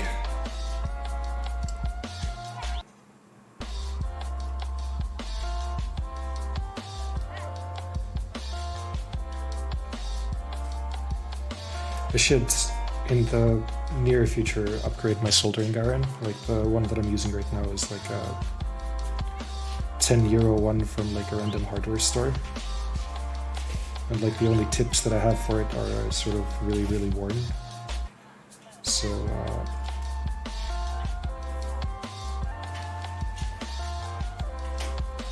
it's like going to fail at one point or another in the near future. Where's the spacebar thing under the thing? What do you mean?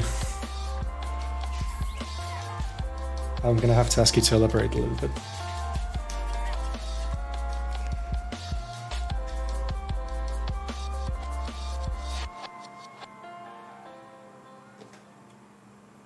Do you mean the golden wire underneath the spacebar?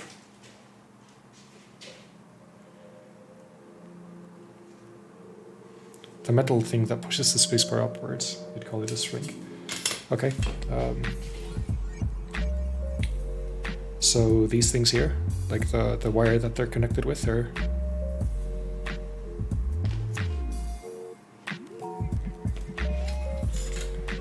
okay. So they are actually supposed to be on the bottom because like this type of stabilizer sits right next to the PCB or the printed circuit board and gets covered up by the plate. Some stabs actually sit on top of the plate, so depending on what kind you're used to, like it might seem a little bit weird.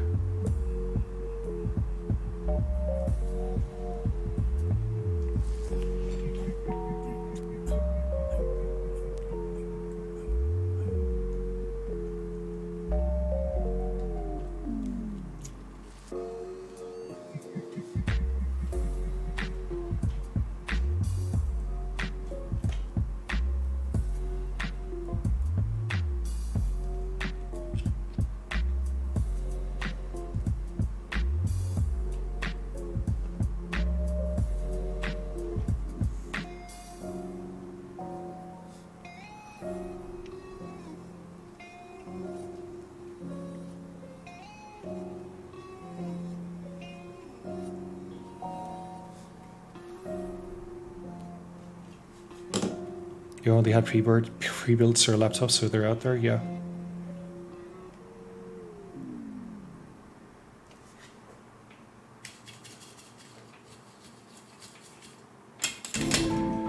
Okay, so that should be the bottom row done. Just checking whether they're like properly aligning visually as well. And they do seem to be, so I'm pretty happy about that.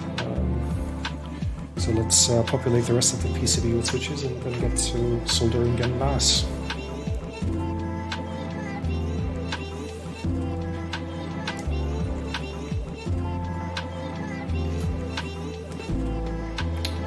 Okay, one of the switch legs here appears to be super bent, so I'm just gonna bend it back.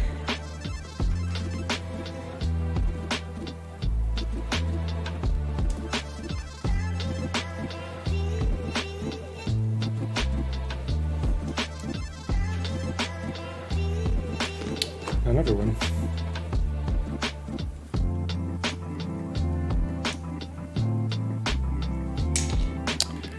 Martti Hallik TTV is now following. Thank you very much for following me, Martti. How are you doing?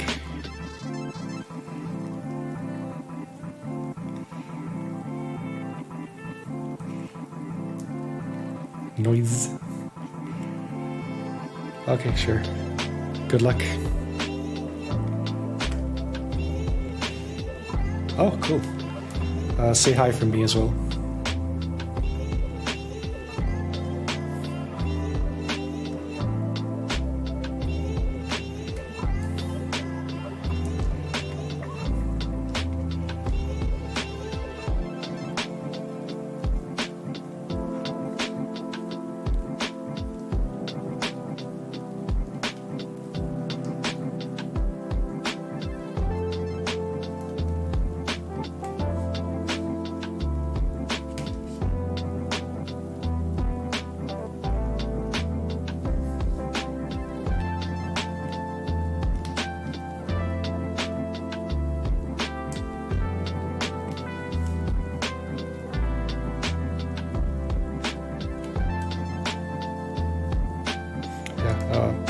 Marty and I are childhood friends. Grew up in the same middle of fucking nowhere place.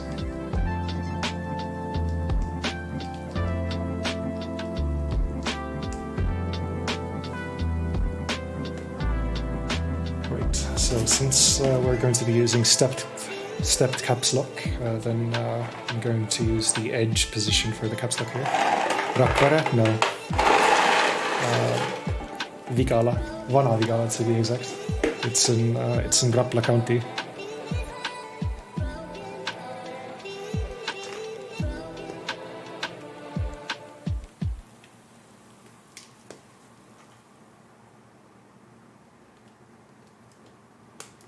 Would have almost said Rapla, yeah. The bunghole of Estonia.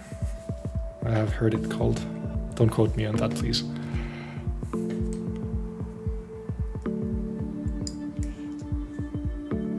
Shout out to Vanavigala, yeah.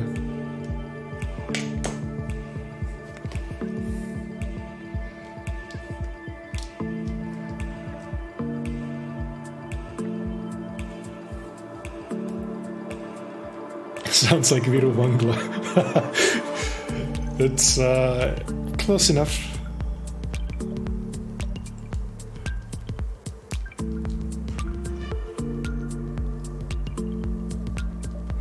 It's close enough.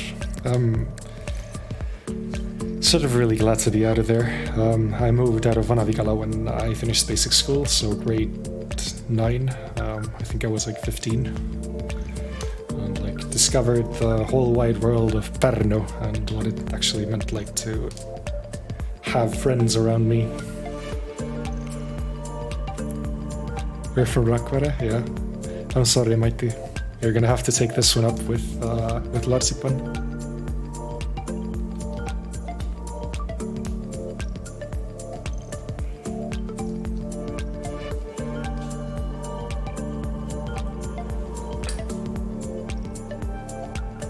Okay, so let me quickly do an add moment.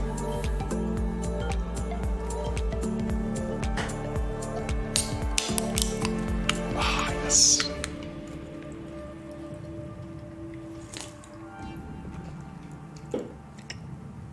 Product placement.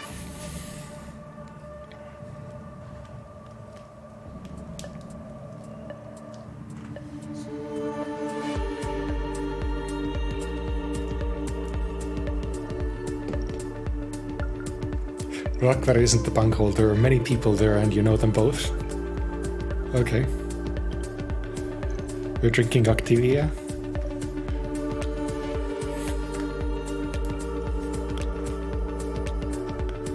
It's good. It's good for your mineral balance. Close enough to Red Bull, yeah. Activia is just the adult Red Bull, basically, right?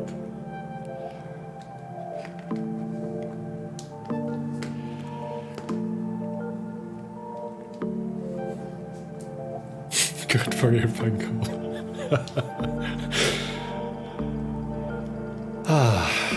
Poop humor never ceases to impress.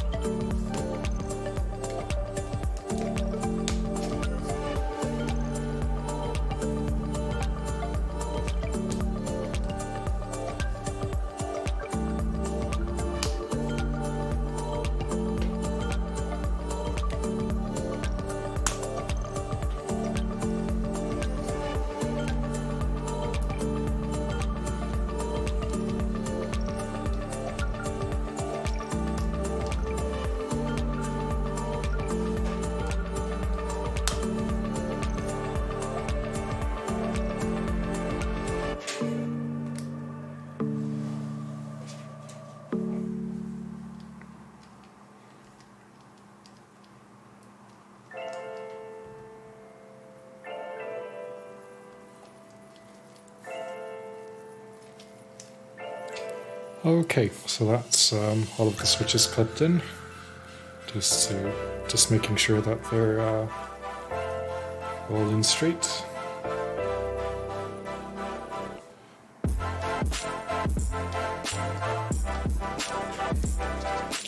So let's get to soldering.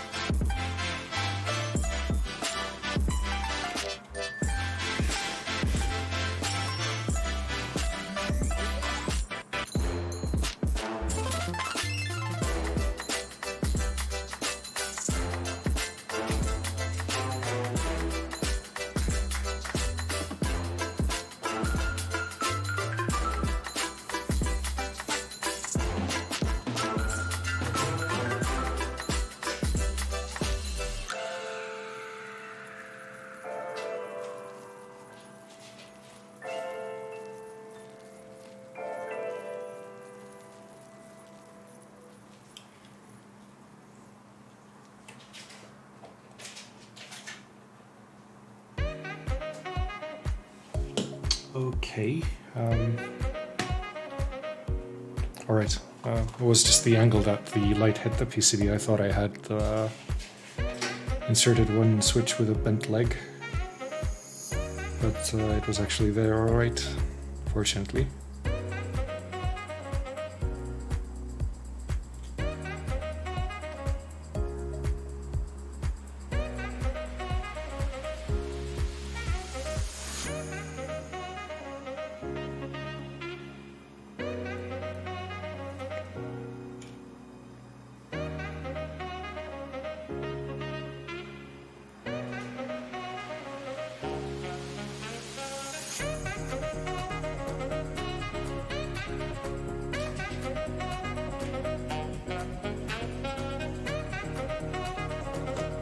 Okay, so that should be the top row done. I'm just quickly going to check alignment once more. One of them does stand out a little bit. But I think it might actually be fine. Something that I just noticed is that on a bunch of these, the foam has actually gotten stuck in between the switch housing and the PCB, which cannot be good. Where's my tweezers? I don't deny there's some strange evolutionary process going on, but mankind won't be destroyed. In fact, Okay, I guess I'm gonna have to do that. Well, sorry, I guess I'm gonna have to undo some solder points and make sure that I get it proper the next time around. Where the hell is my solder sucker? I actually have no idea, so I'm just gonna use some of this wick instead.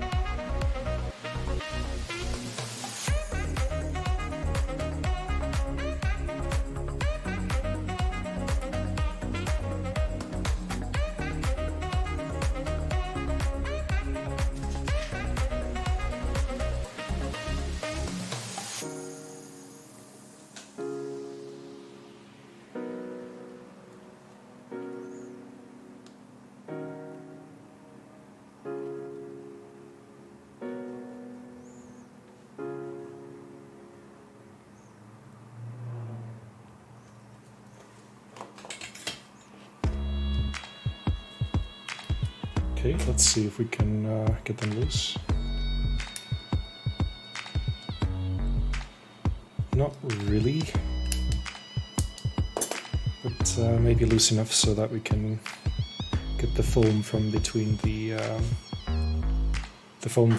the switch and the sorry, the switch and the PCB.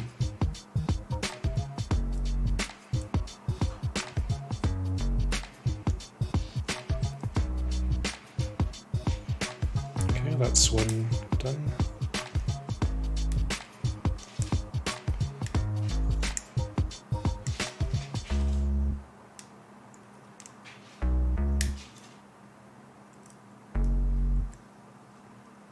I really should have double-checked this before I started soldering, but live and learn, right?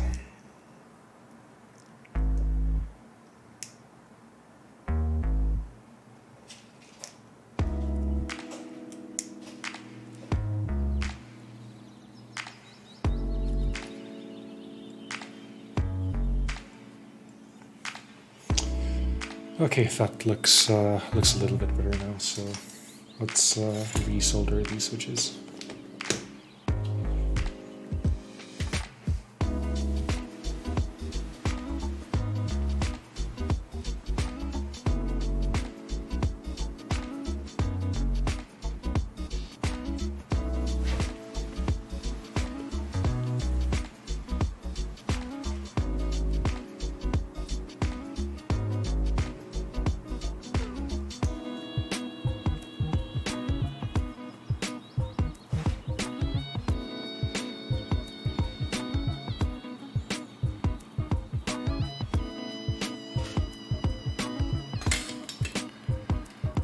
Nogs is raiding with a party of 1. Thank you very much for my first raid. This is definitely a milestone for me. What PCB am I using? I am using the YMDK60, which is what was provided in the kit. Or well, it wasn't in the kit per se, but when the GB went live, then you could purchase it with the kit. I am sort of regretting my choice because like the 2 bottom rows of it are complete Swiss cheese, so it was kind of really difficult to get everything into alignment and even like place the stabs. But fortunately, managed to figure it out.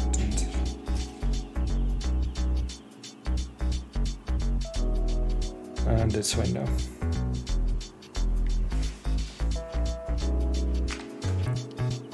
Sorry for my first raid being a 1-person ship. Hope you can do it with more people later in life. Yeah, sure. Thank you anyway. I appreciate it.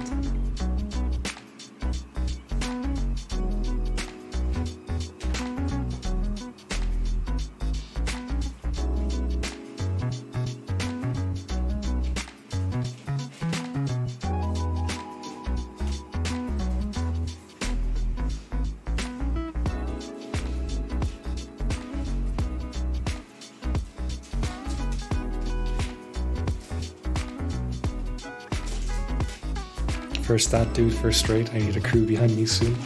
Yeah, sure.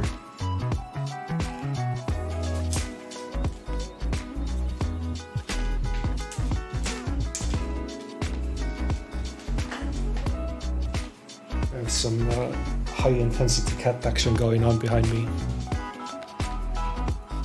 Thoughts on the case? The quality of the finish and the quality of the milling seems to be pretty good. Like the only sort of faults that I found were probably where the top half of the case was like hung from when anodizing. We're waiting for your E-Black version to arrive. Yeah, it's a shame what happened there, but I'm really sort of impressed on how ABBB has been handling it. Like he just decided to sort of remake everything out of his own pocket, and like that's something that we, I guess, don't see a lot, especially in like first-time GB runners.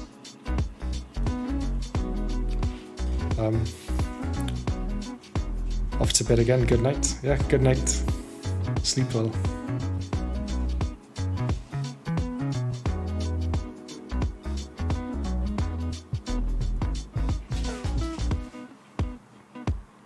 His approach is definitely uncommon. Yeah.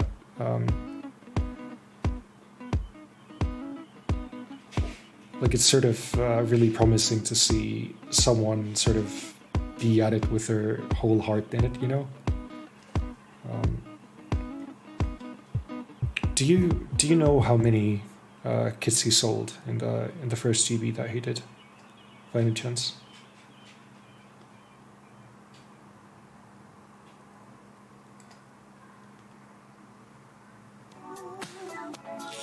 Nope. Okay.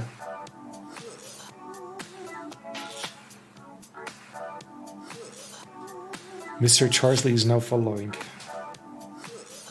Thank you very much for the follow. And I'm glad to see you could also make it to the stream.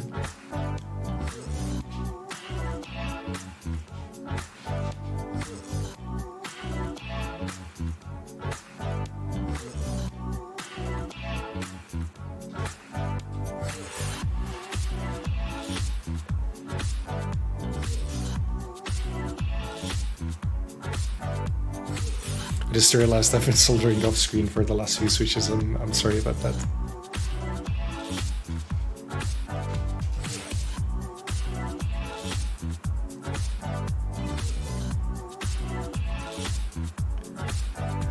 Tenor Madness is now following. Thank you very much. This makes me happy. I'm glad you're at least seemingly enjoying the stream enough to hit the follow button.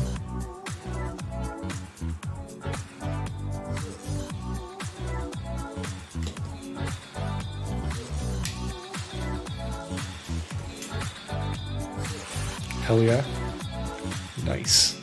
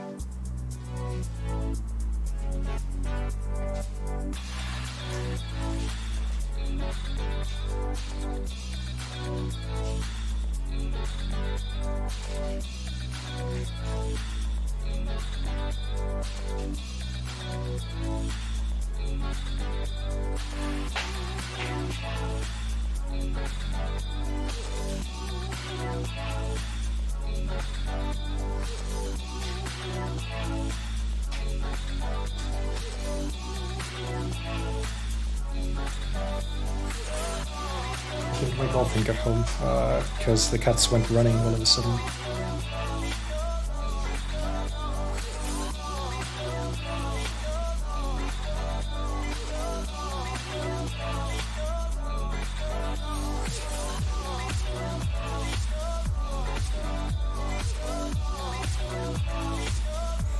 Since I've mentioned them quite a bit, then before I end the stream today, I am going to try and demo the cats to the wider audience as well a little bit, in case anyone's interested. I have two. I have a tabby cat named Säbru and a tux cat named Säbru. They're sisters. They originate from like a 40 cat colony from. How do you send proof of donation? Just send me like a screenshot on Discord, I guess. Did you make a donation? Nice. Good on you, man. How many minutes of cat time do you want?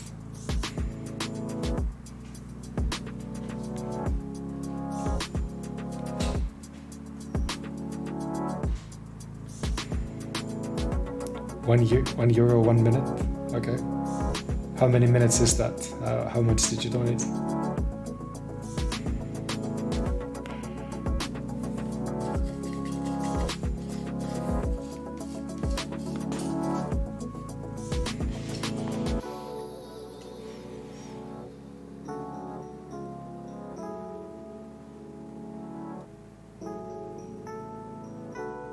€1, okay. Since you are the first person to take advantage of this sweet offer, then I'll try and make sure to give both of my cats at least 1 minute of screen time. That's okay with you?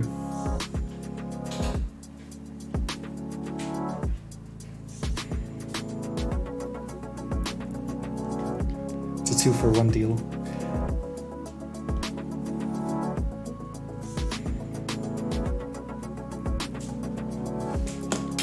Are these in properly? They seem to be.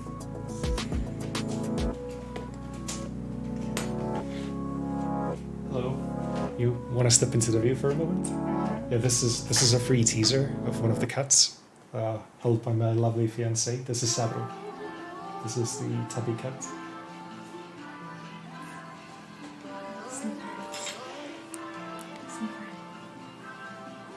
Ah.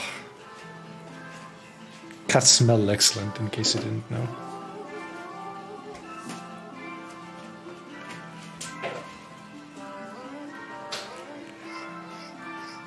Either that or toxoplasmosis is a hell of a drug.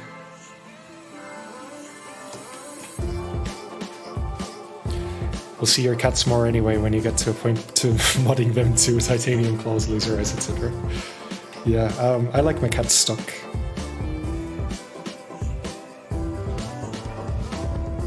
But good idea otherwise.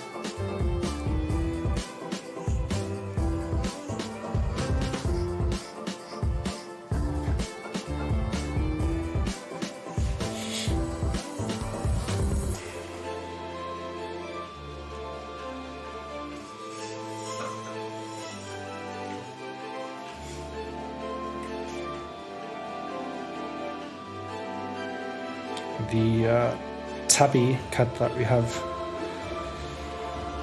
is sort of spicy in the sense that she doesn't really let us cut her nails or really trim her claws at all.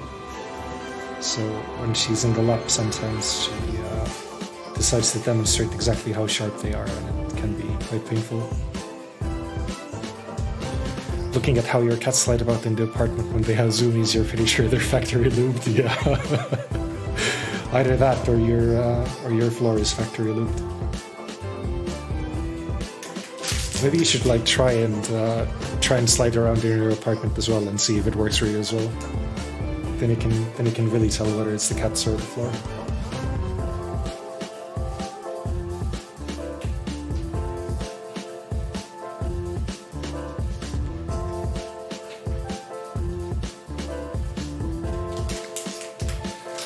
Alright, just a few more switches to go, after which I will be checking alignment, checking whether all of them work, fixing any errors in case I've made one, and then we can get to assembling the case, which I know that at least some of you are here for, so not too long to go now.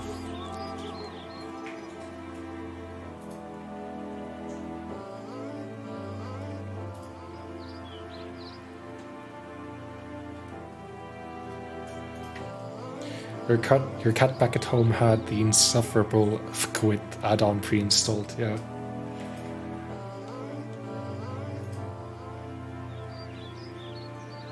They do be like that sometimes.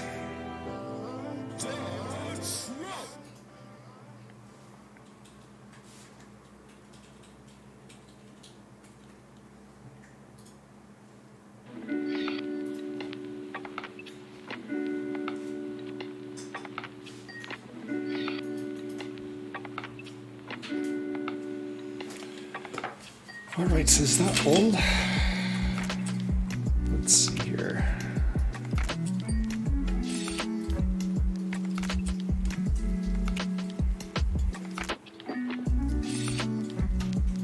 It's camera seems to be doing things again, so it's a bit hard to get the focus to work like this, but maybe if I do it like this. There we go.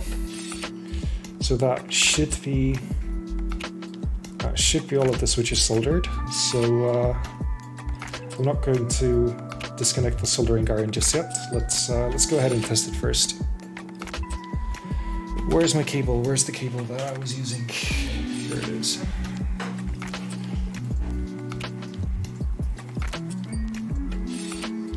There we go.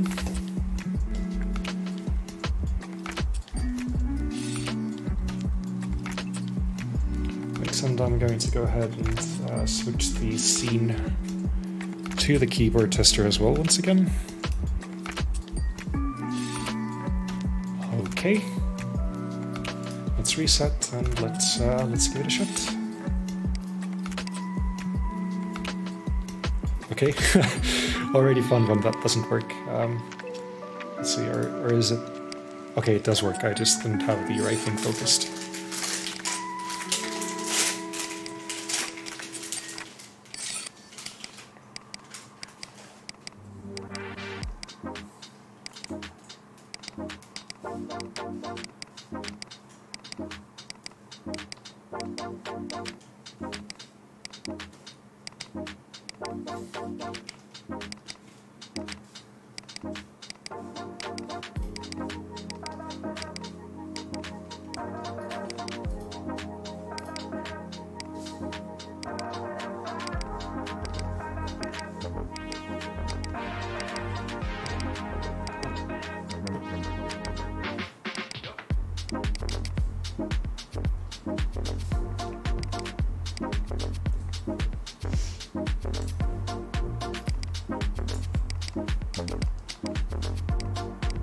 Okay, Alt works, Control works, Windows did also work.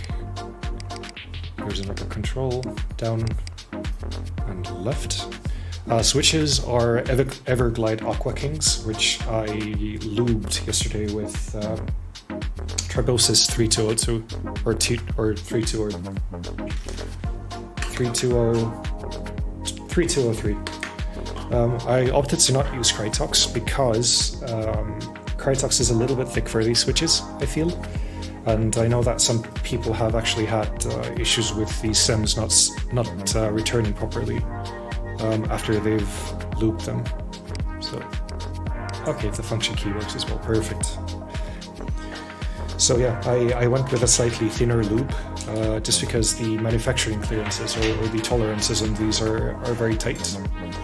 And one good thing about that is that since they are very tight, then like there's practically no stem wobble, even without filming. And I actually didn't film these.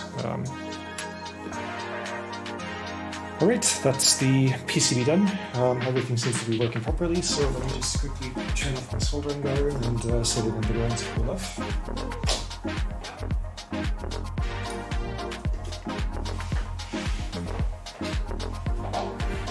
and then we can get to assembling the case.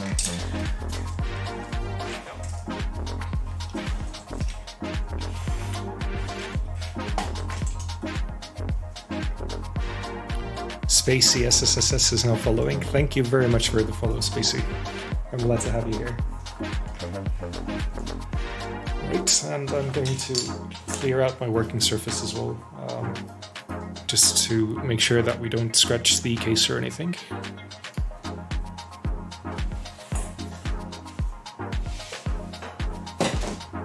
Alright. Nice and clean. We're basically starting from a fresh slate. So,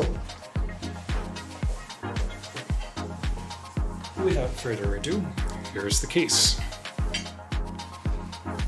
It's this really nice blue color that I'm really happy I got. When I saw like the first photos of the prototypes, then it seemed like a bit lighter than I would usually prefer. But it seems to look okay. I actually have the blocker on here the wrong way around, so sorry about that.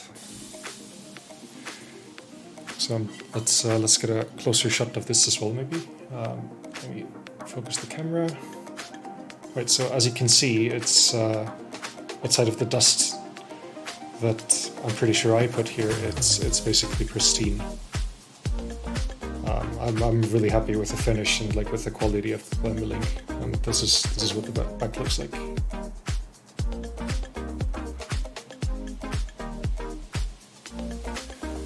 Speaking of the back, let's install our bump-on legs. Now, where did I put the little baggie with them inside it? Just a moment while I try and find it. This is spacers. Ah, here we go.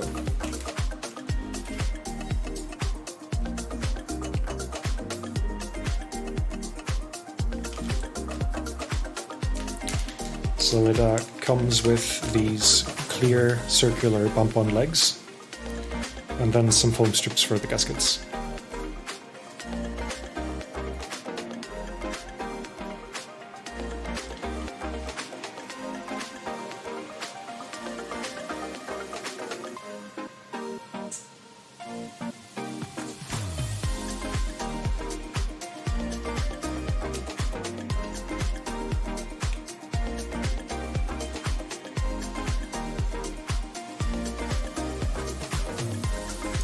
The legs seem to be just a little too big for the, well, pretty much the exact same diameter as the hole that's been milled for them, so you need to sort of properly press down on them to make sure that they adhere.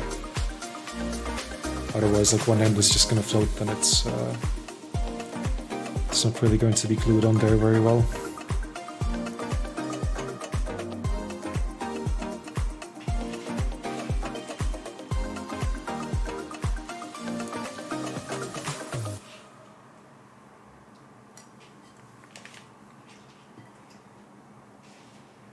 Just making sure they sit nice.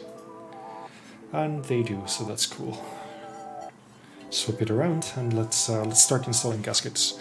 There's two ways to go about this. You can either install gaskets on the little tabs on the plate, or you can install them in the case. It's a little bit easier if you install them on the plate because, well, you can align them with the plate, but I'm going to be installing mine on the case because I want to try a few different plate and PCB and switch combinations, which means that otherwise I would have to get a separate set of gaskets for each of the plates that I'm going to be using. So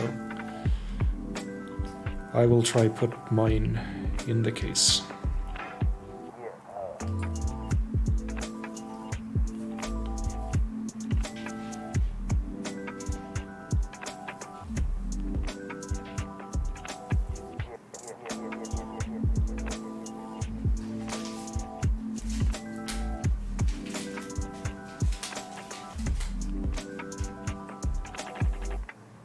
Okay, that sits in there nice and snug.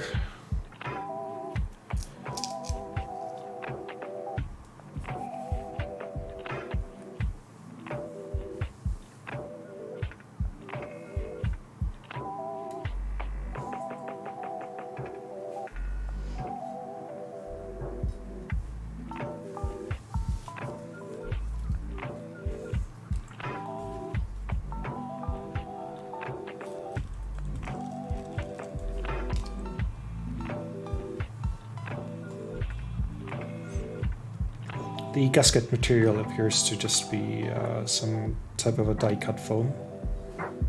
So even if I do need to replace these down the line, then getting like a more or less exact replacement shouldn't be that much of a problem. Okay, this one ended up a little bit crooked, so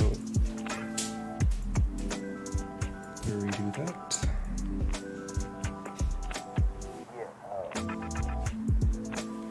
Okay.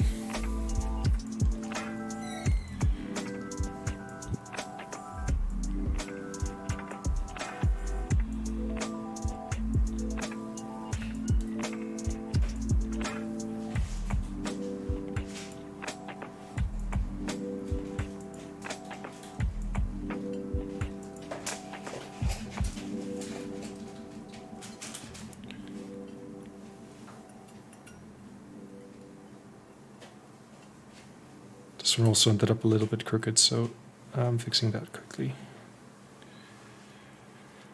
And there we go.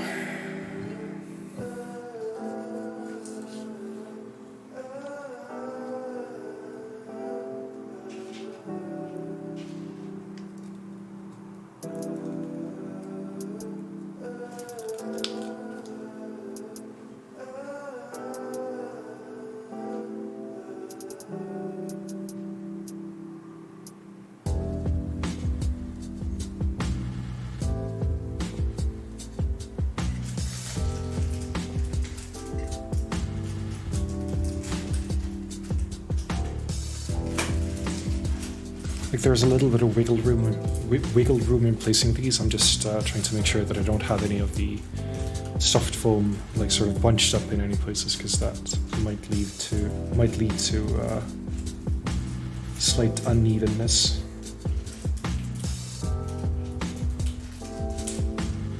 Okay.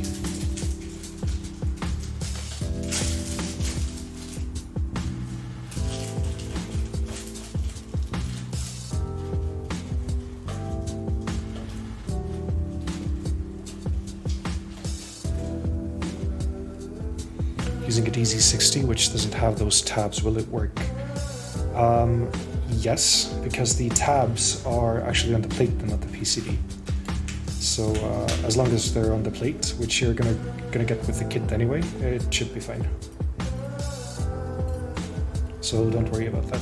VAST60, as far as I know, is one of those sort of universal 60% options anyway. So like it should work. No worries.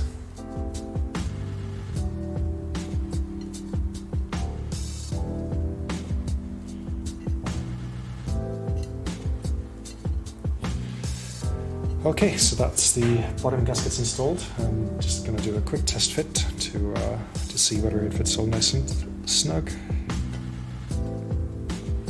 And that it does.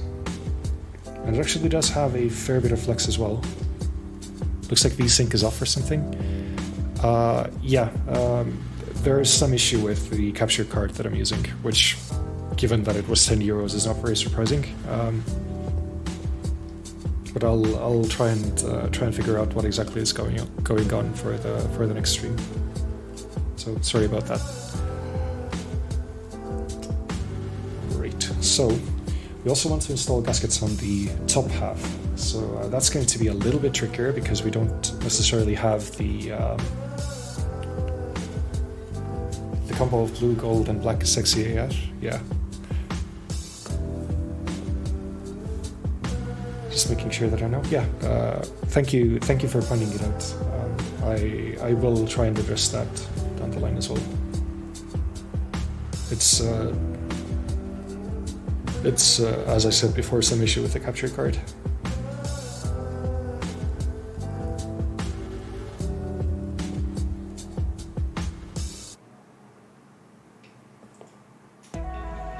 Right, so which way around should these go? I'm going to try and sort of match the placement as well as I can as well. Back to work. Yeah, thank you very much for stopping by. I will be posting all of the stream on YouTube probably as well. So if you want to listen to the sound test afterwards, then I'm guessing you ended up here through the VAST60 Discord, so I'll be posting a link there as well. Thank you very much for tuning in. It was nice having you here.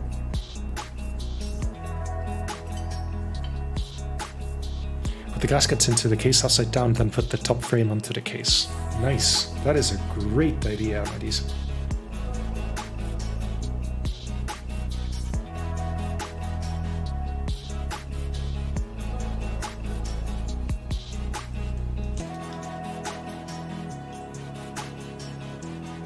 Should work, yeah. Well, like all it really needs to do is like get like a few points to tack on each side, and once it does, like that's going to give me alignment for free. Mighty's coming up with epic life hacks, yeah.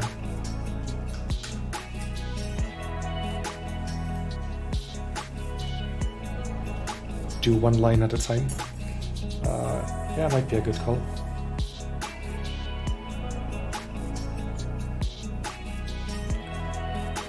One line at a time as in bottom and top separately. You mean like this?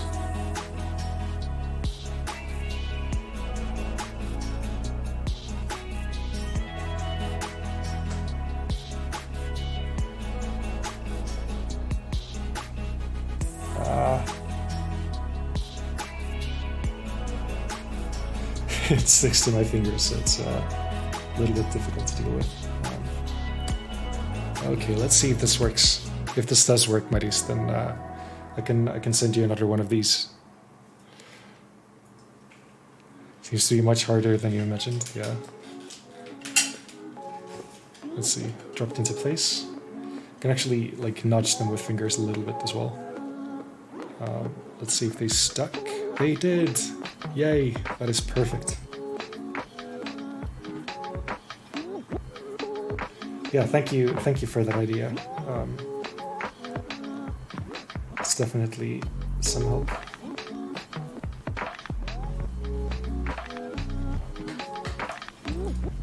Sometimes your genius frightens yourself, doesn't it?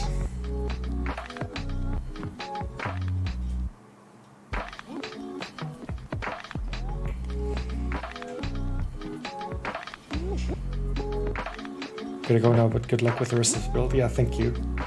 Thank you for tuning in. I hope you had fun.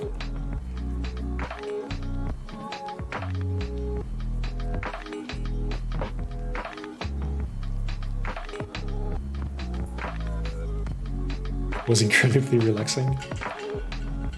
Good to hear. Very good to hear. I don't want to make anyone anxious other than myself. Well, not that I want to make myself anxious, but... Okay, so this time around it didn't really work that well. You love looking at VAST streams to deal with delays. Yeah, it is a bit of a bummer, but I think ABBB did do the right thing in like just sort of giving a very clear lead time on when he will get the replacements in. You could also put the gaskets on the plate so it sticks better. Yeah, I do not want to do that. Because... Oh, you mean... Oh, like that. Yeah, that's a good idea, actually.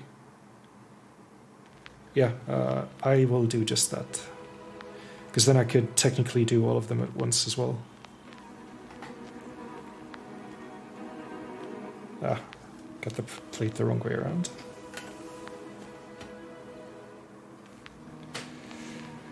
So, Mada, it seems that your genius idea has been iterated upon. Where did this one go? Where did this one go? Did I... Ah! Am I missing a gasket? Wait. What the hell just happened?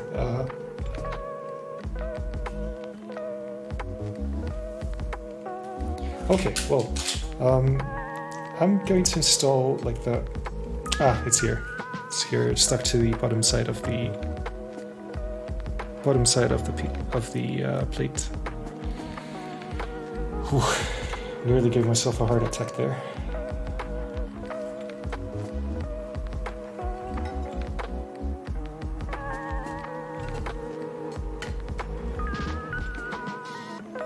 And let's see if I can get this to stay properly.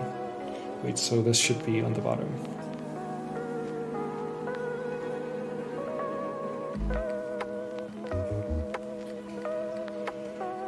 Okay, so the one that I sort of manually unstuck, unfortunately, is now curling, so we're going to end the stream here due to the technical issue. Yeah, no, fortunately not.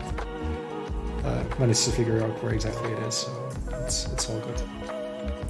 So I'm gonna try and let's see, is it the width of a spacebar?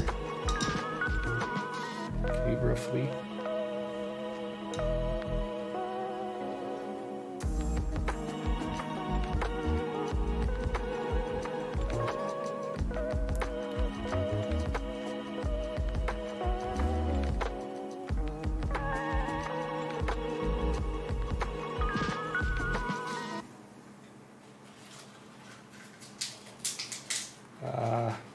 This is way more finicky than I thought it was going to be, which is probably entertaining to you, but kind of scary for me.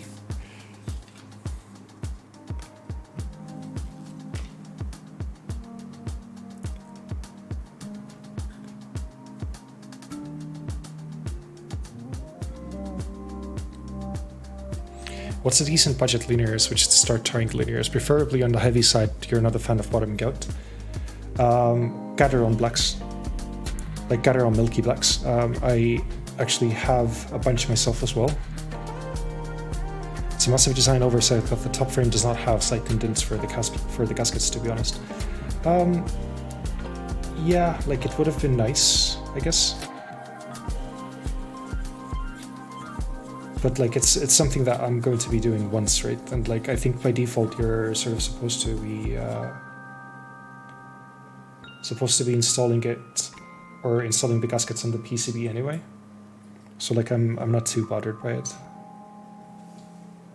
Good point though. Like maybe we can point that out to ABBB.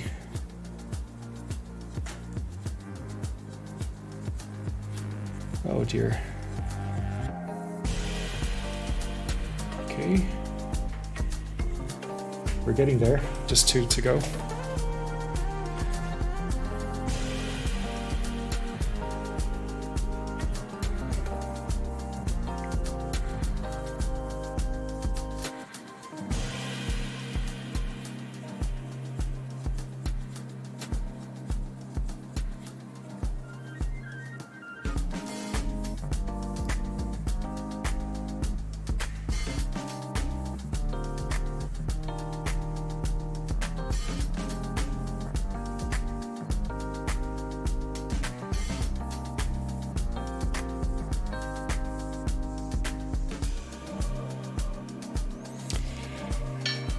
So since I've been working outside of the frame a little bit, I'm having trouble getting it to not stick to anything. Oh, there we go, finally.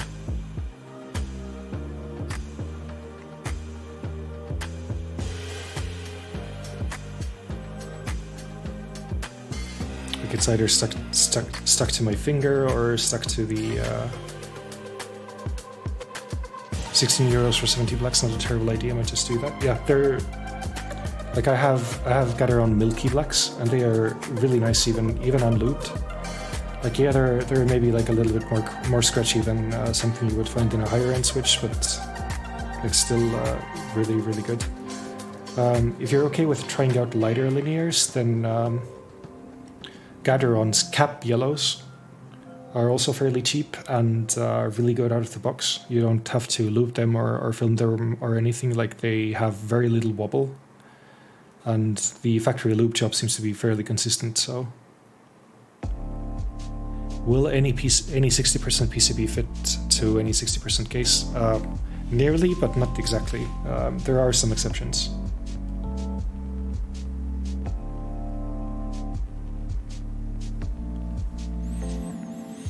I actually have some 68-gram springs left over. Might get Akko CS Rose Reds and put in those springs. Yeah, that's a perfectly valid option. I actually have I have a set of Akko CS Matcha Greens that are also really good out of the box, but I haven't done anything with them yet.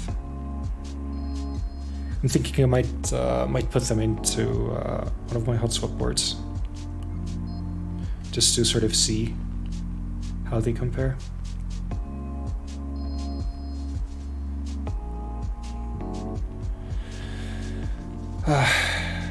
This is getting a little bit tiring.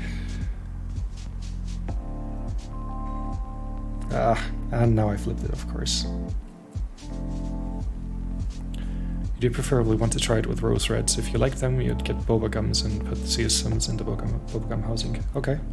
Is that like a common Frankenswitch nowadays, or? The edges are so sticky. Yeah, they are. Like, this is die-cut foam, I think, with like a very sticky bottom. Jeez. I've been messing with this for like 10 minutes now, so I'm really sorry if you're getting bored.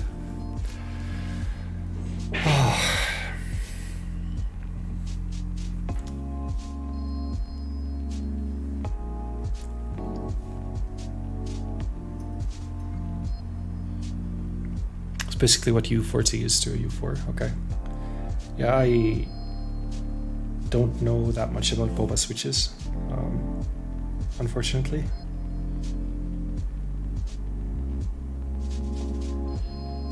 Leak the tweezers to make them wet. I'm not gonna do that.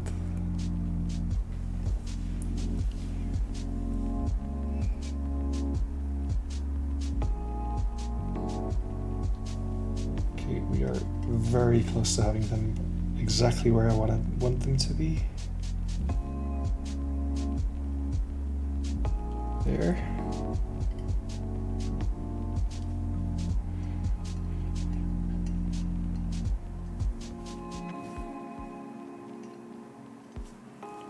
There, I think that's about as good as I'm gonna get it. Like, of course, I could take another 15 minutes and make sure that they're down to the fraction of a millimeter, but I don't really feel like doing that, and I'm not sure you super want to see me do that either, so...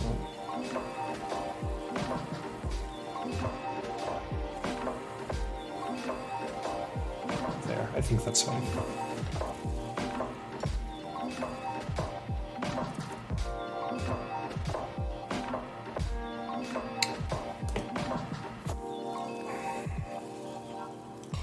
So, the astute observer might have noticed that this board has a few more switches in it than it actually should have. I, for some reason, soldered in the 1U keys. God damn it. Oh god, okay. I'm gonna have to warm up the soldering area. Unsolder these. This is embarrassing, but I guess this is what happens if I stream.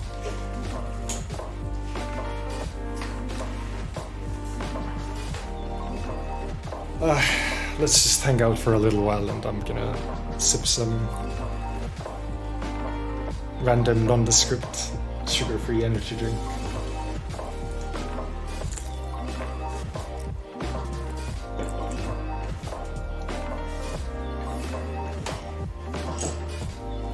This is what happens if I try and think about too many things at once. I'm going to turn off the camera for a moment while I look for my solder sucker, so I will be right back.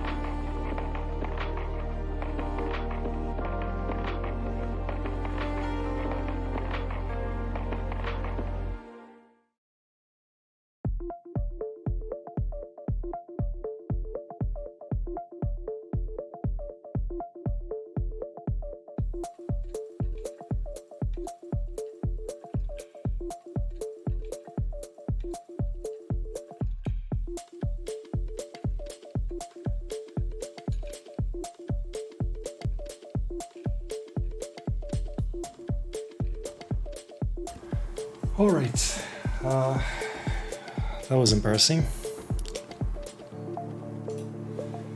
So I applied like the gaskets to the top half as well, because I could. Just gonna make sure that they're aligned properly to the edge.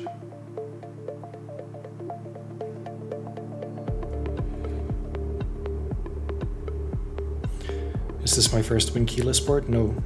I also have the Hex 3C, but it has been a while since I built something win keyless, so. Okay. Let's get this PCB out of here. I'm gonna have to play hide and seek with these again in a moment, but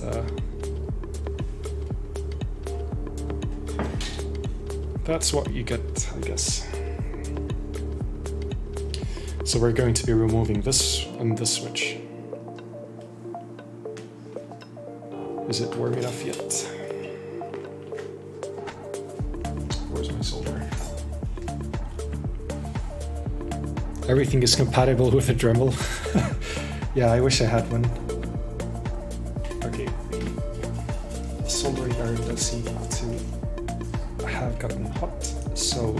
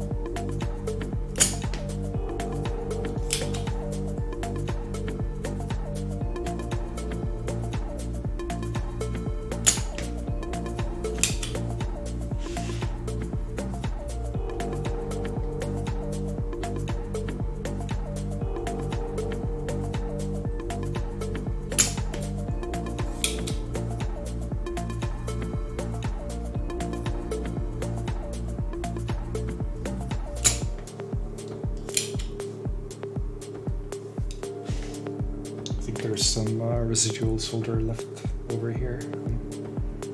So let me just try and get everything.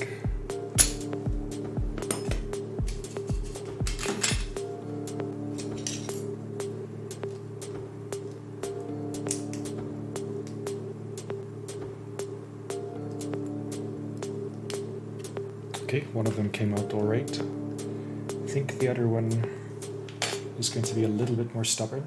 So I'm just gonna solder it loose. Did I put in plate foam? Yeah, I did.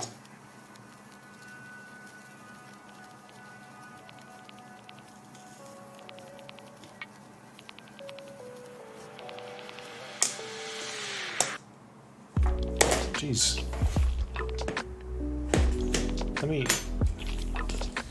Where's the solder rig?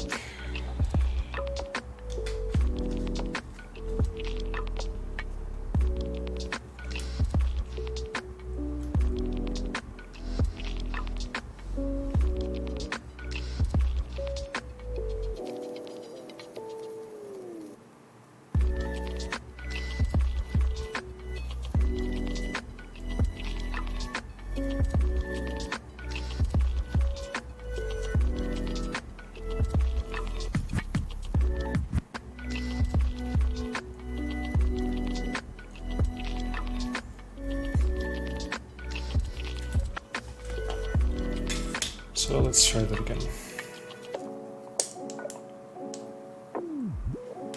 Ah, there we go. Good. Good, good, good.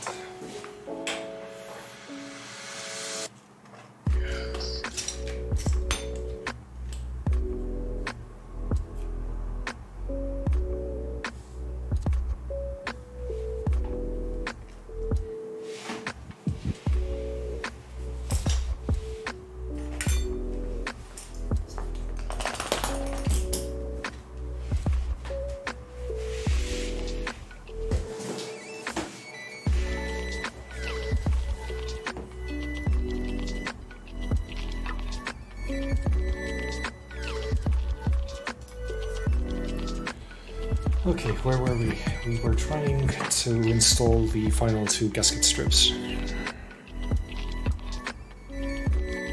Is this the right way around? Yes, it is. I mean, at least this mishap wasn't as bad as the uninformed accident that I had with my first keyboard that I built. Mr. Charsley might remember that I managed to solder an entire half of a split keyboard without putting in a plate. That was a nightmare.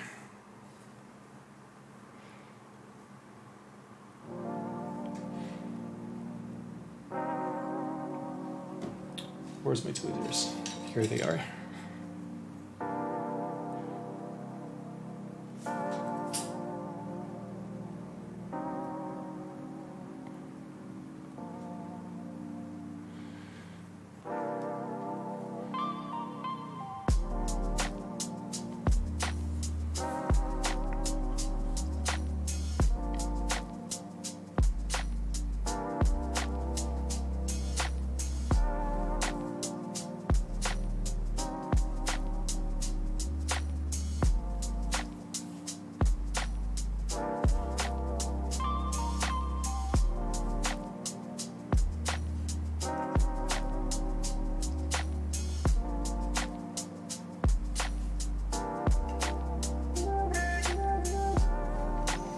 All right. Those should be aligned fairly well. How many keyboards have I made in total? I think I've built, well, let's see, the kbdfans. I have no idea how to spell it, which was my first keyboard, which I actually do have over here. It's a split keyboard. Quite cool, in my opinion at least. After that, I built a kbdfans tofu, which is a 60% board that is now being used by our common friend Valmar. My face cam is still off. Okay. Sorry, I forgot to hit that button. Here's the split board. This is what it looks like. It's a little bit dusty, but this is the first keyboard that I built. After that, I built a kbdfans tofu 60 with I think I used a Canon Keys PCB and some budget silent tactiles for it. It was a polycarbonate case, so it was like this really nice kind of a see-through thing. After that, what did I build after that? I think I built my Alice style board, which is disassembled at the moment, so I cannot show that. After that, I built the board for a friend. Maybe like 5 or 6. I've built like 5 or 6 keyboards.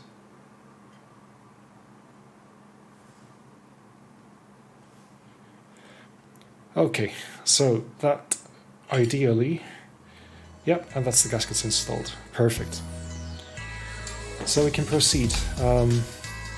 We're actually missing one thing from this entire assembly, and that is the foam that goes in the bottom. Now where did I put it?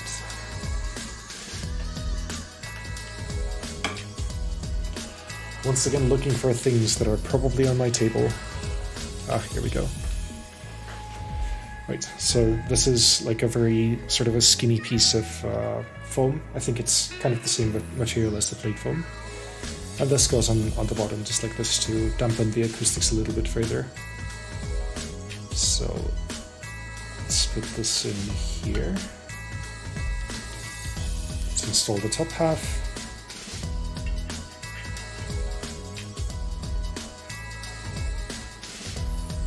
And let's screw the case together. This was a hex head, so let me just quickly grab the correct bit.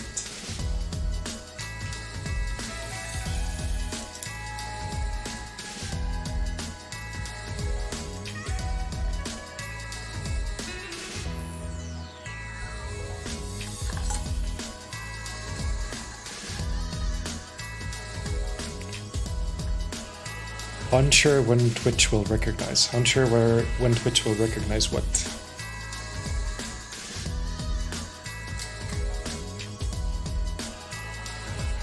I don't know what that is, I'm sorry.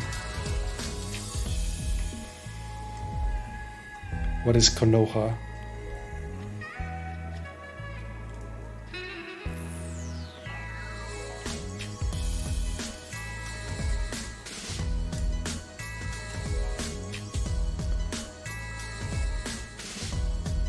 You made the name change. Konoha is Leaf Village. Oh, okay. You're now called Madakis. Oh, that's cool.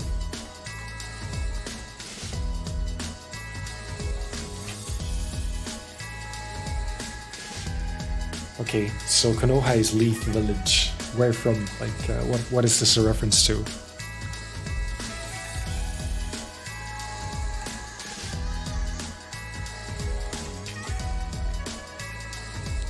Konoha is from Naruto series. Okay, yeah, I don't know the next thing about anime, unfortunately, or fortunately, depending on which side of the divide you're looking at from.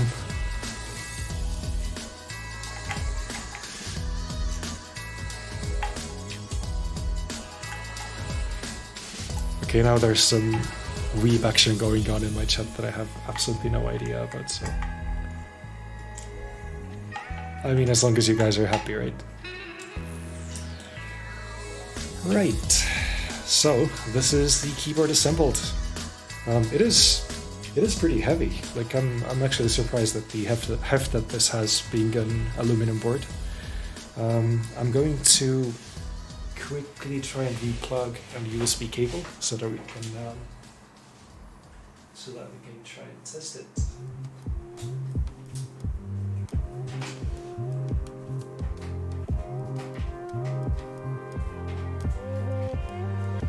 Alright, let's see if it actually works as well.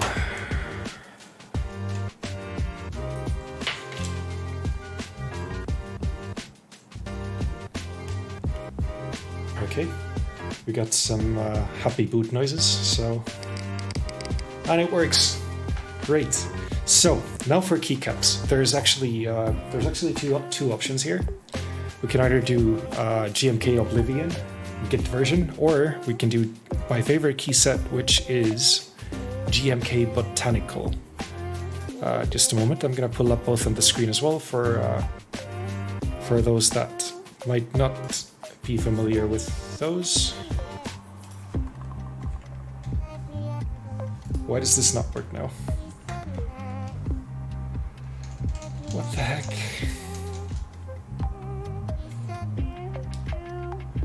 Okay, people are already saying botanical easily. All right, let's put botanical in it. I actually removed it from a different keyboard yesterday, so I should have most of the caps that I'm going to need in one of these little boxes. And the rest are in this gorgeous cardboard box. We get that into the view as well. There we go. HHKB got insulted that I made the new keyboard. Yeah, apparently.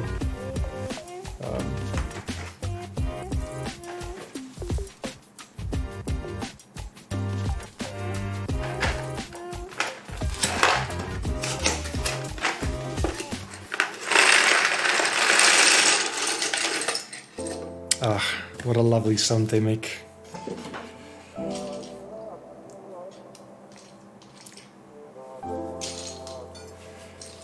So, I have split spacebars here because it came from an Alice style board, but we can get placing.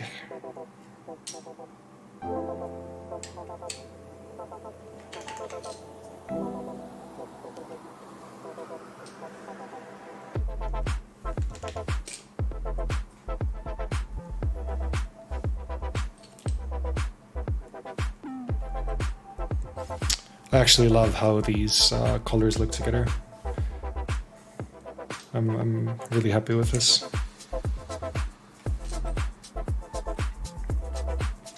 So we have caps A, S, D, and F.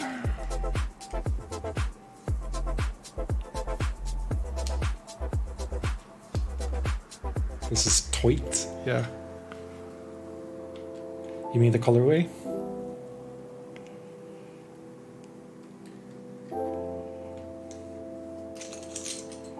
Wait, where is our... Okay. Yeah, I am still going. It's been 3 hours and 12 minutes after the stream restarted, so I can easily say that it took a little bit longer than I expected it to, but like everything's okay. All's good.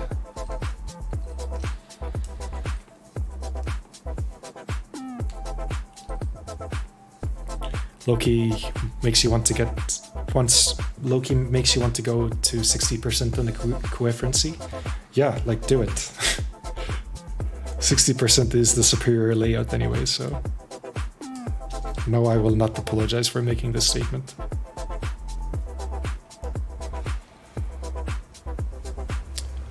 So we have V, B, N.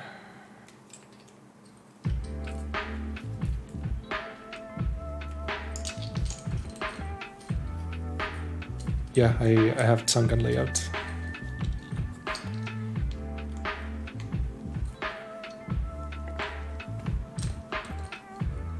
F, G, H, J.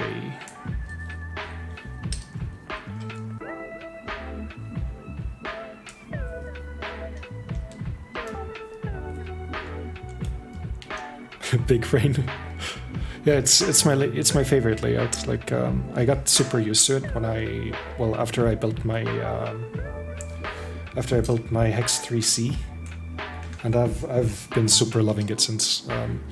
I was actually using a standard ANSI Bakken Echo for the past few weeks.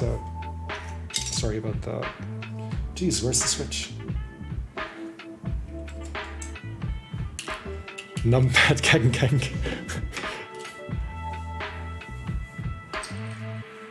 Let's put this novelty enter on here as well.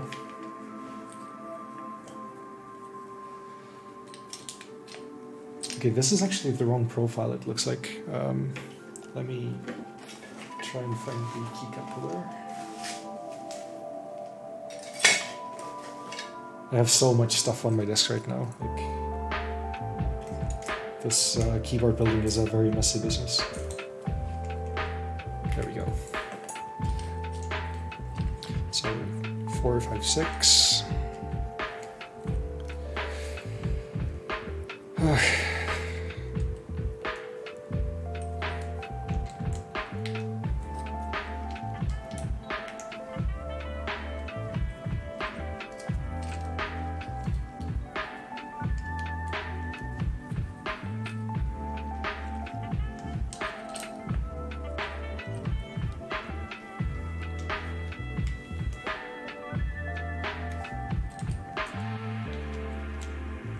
I am really liking the look of this.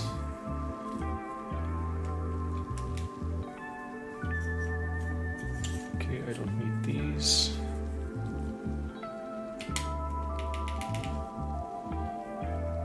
F, G, H.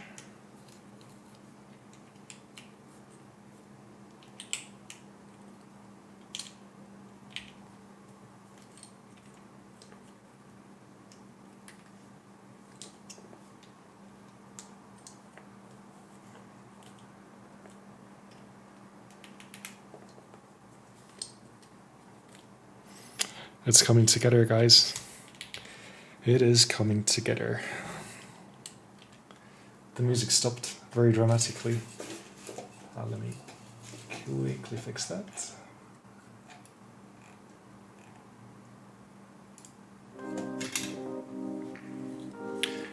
What foam have I put in this, if any? I used the stock plate foam and the stock case foam.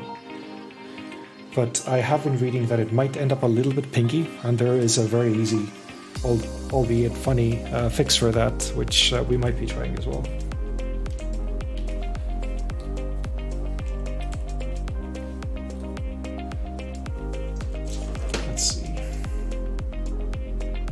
Where does which button go? Where does which button go even? Haven't swapped keycaps in a while, so I'm off of my placement game.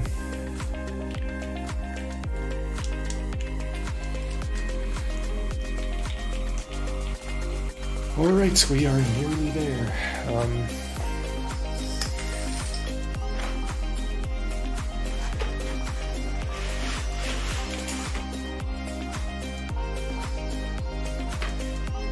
So what we need is this long spacebar, 70 spacebar. Or actually I think there's like color options for this as well. Let me just quickly check. Yeah, there is. So white spacebar or light green spacebar. What do you guys think? Shall we go accent color? I'm gonna try the light green one. Okay, white spacebar, green, we're 50-50. KR1027 is now following. Thank you very much for the follow. Green, otherwise enter is lonely. That is good reasoning. I'm gonna put the green one for now, and we can do some glamour shots afterwards. Right, we now need a stepped caps lock, which I definitely know that I have because I have used it on some other keyboards. Except that I do not exactly know where it is. So that's a bit of a problem. Let's see.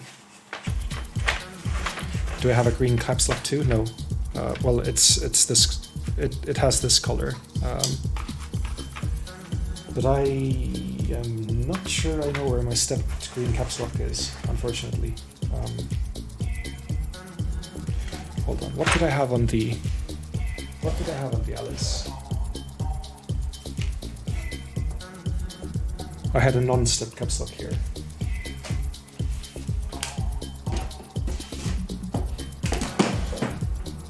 So it's probably in like one of my drawers, but for now, unfortunately, I'm not going to take the time to go and find it.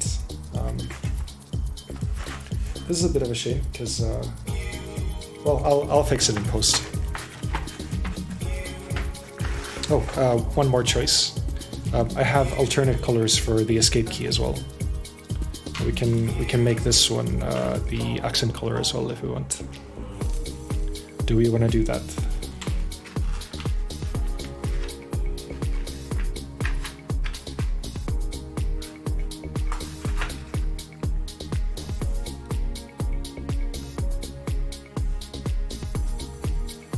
I think I'm just going to keep it as it is for now, to be fair.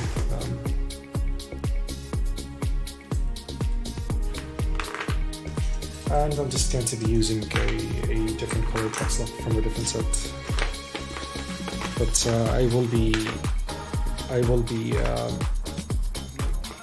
trying to find the correct text lock for it. Well, this has some green on it, so.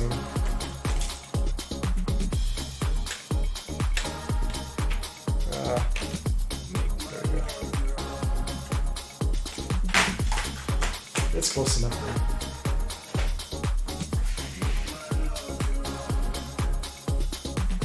Okay, let's hook it back up and let's maybe do a typing test.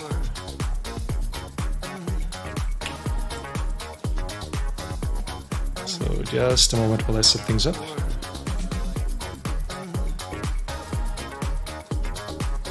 Thanks, you hate it. Yeah, it's a shame. I should have like checked the completeness of the kit before I started building, but well. I think about too many things on a regular basis, so. Music's still on. Yeah, I'm gonna turn that off now.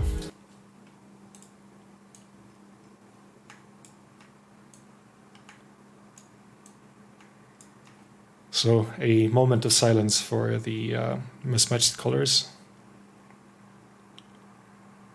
I really screwed this one up. Okay, let's go to monkey type.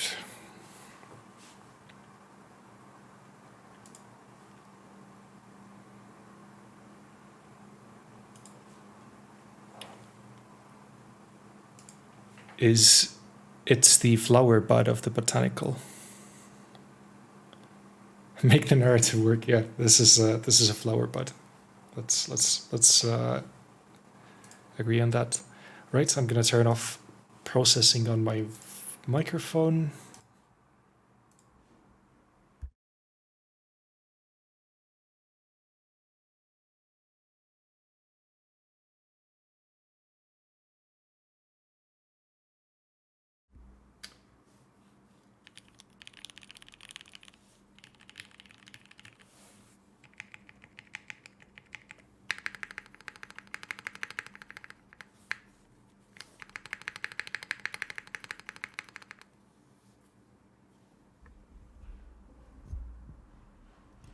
Let me just quickly reposition this a little bit as well so it doesn't cast a shadow.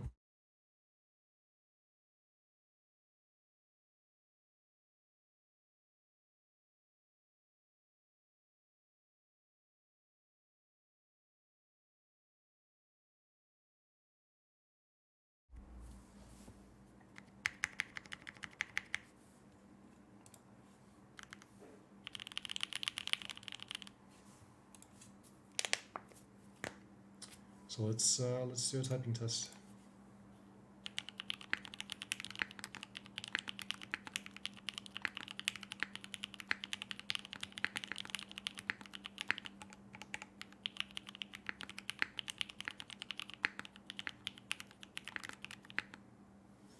Yeah, my words per minute is sort of really crap right now because I need to get used to this layout again. But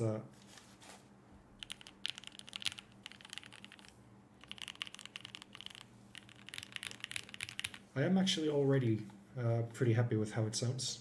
But let's try something else. I'm gonna unplug it, and let's do a funny mod to it.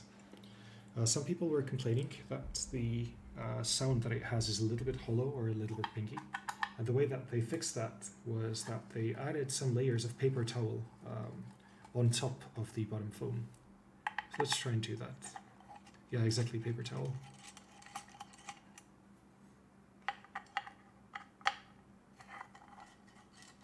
So I'm going to be unscrewing it quickly.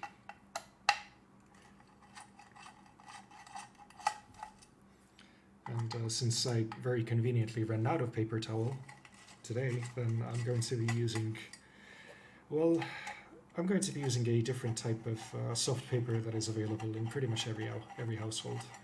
So you have been warned. Is it flexy? Yeah, it is. I'm going to show the flex in a little bit.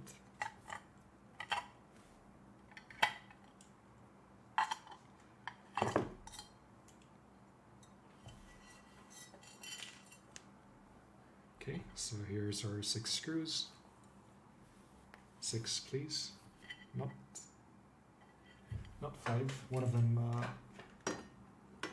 decided to go on a run. Ah, here it is. 2021 toilet paper Mario keyboard, yeah. Okay. So we are going to be laying down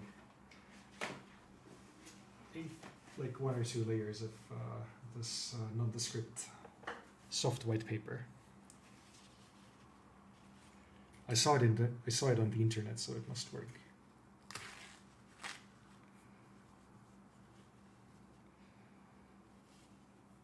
Is the paper that I'm going to use used previously? No, unfortunately, but I will keep that in mind for the next time because, you know, I want to reduce my ecological footprint as much as I can.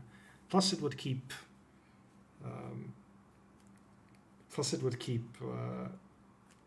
Other people from stealing my keyboard, maybe, if they can smell it from the other end of the office.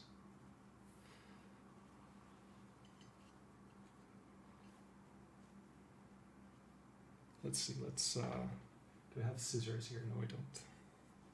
Just gonna be folding this end. polyfill should work just fine, I guess. Things like zip and fit or like just like random slots of pour on or like stuff like that should work just fine, yeah. Stank pills get a whole new meaning.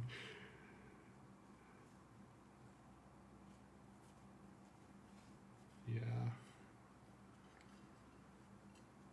I'm gonna put the music back on while I'm doing this as well, since it is probably going to take a little while.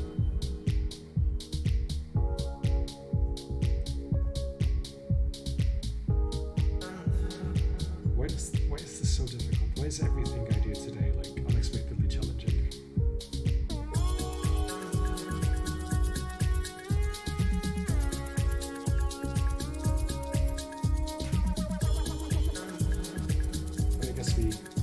I guess we grow in the face of adversity, right?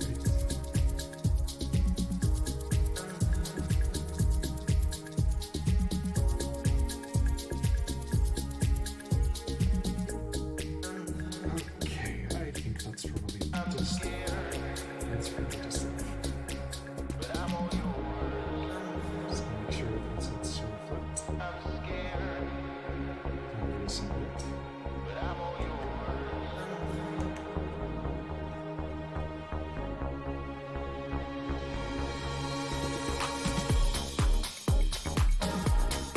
Is it at least triple ply? Yeah, it is. I only load my keyboards with the absolute best.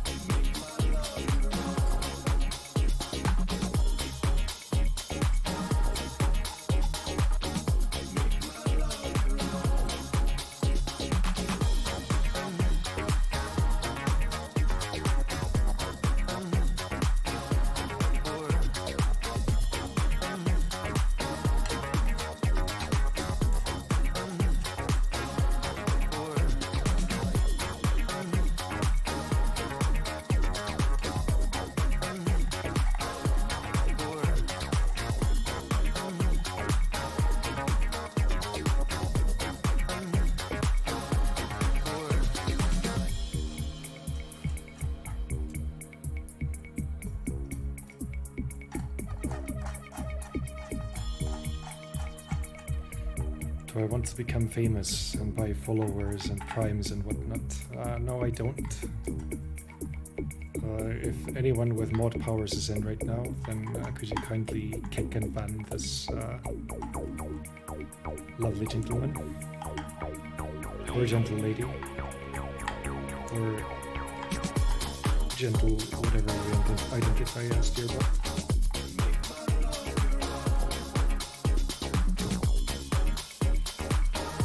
Okay, so let's have another try at the sun test. You can see some of it through the USB cutout, which is hilarious.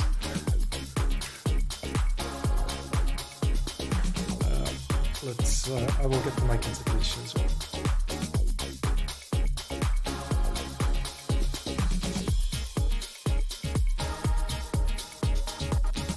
Let's pause the audio. And go for another, this time slightly longer typing test.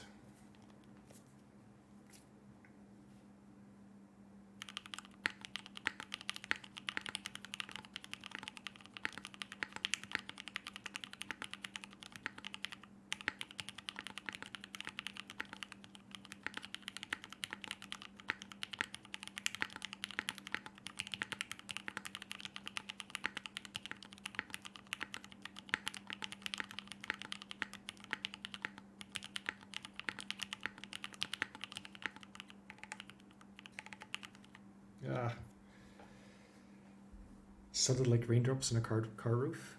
Let's see. Yeah, that does sound better. It is much more muted now. Yeah. Let me switch the scene as well. Okay, so that's the build.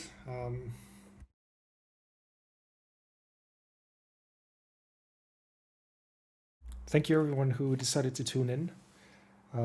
I hope you at least found it entertaining how I managed to fail pretty much every step of the way. Thank you very much for the follow. Aiden Uhaha. I hope I spelled it right. I'm just using JWKs. I'm using Everglide Aqua Kings. I'm not sure if they classify as JWK or if they're made by a different factory. But yeah, I'm really happy with this board. Like, I really like how it sounds.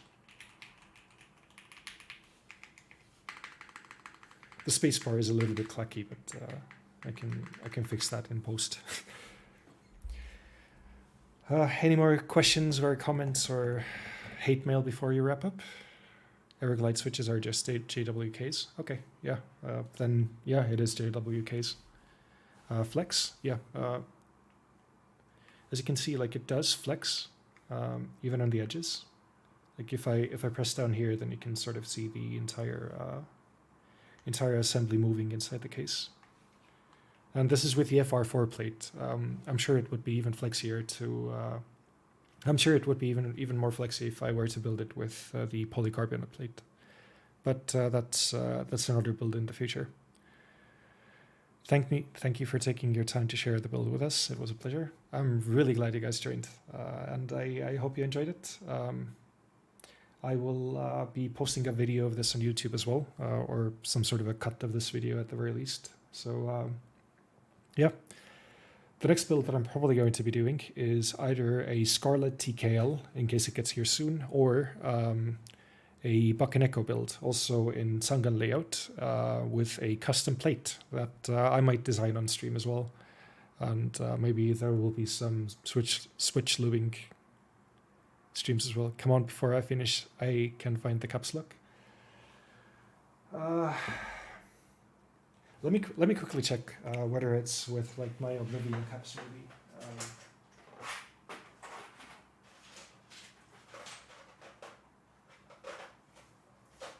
It's not.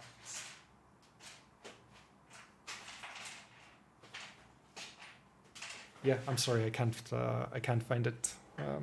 You pick up the Scarlet too. Don't think it's gonna arrive soon since the maker is always delaying stuff. Yeah, we'll see. Of course, I read some horror stories about his previous GB after I backed Scarlet. But hopefully that will get here sometime as well. Other than that, I will have a Salvation build coming up towards the end of the year, but that's not for a few months.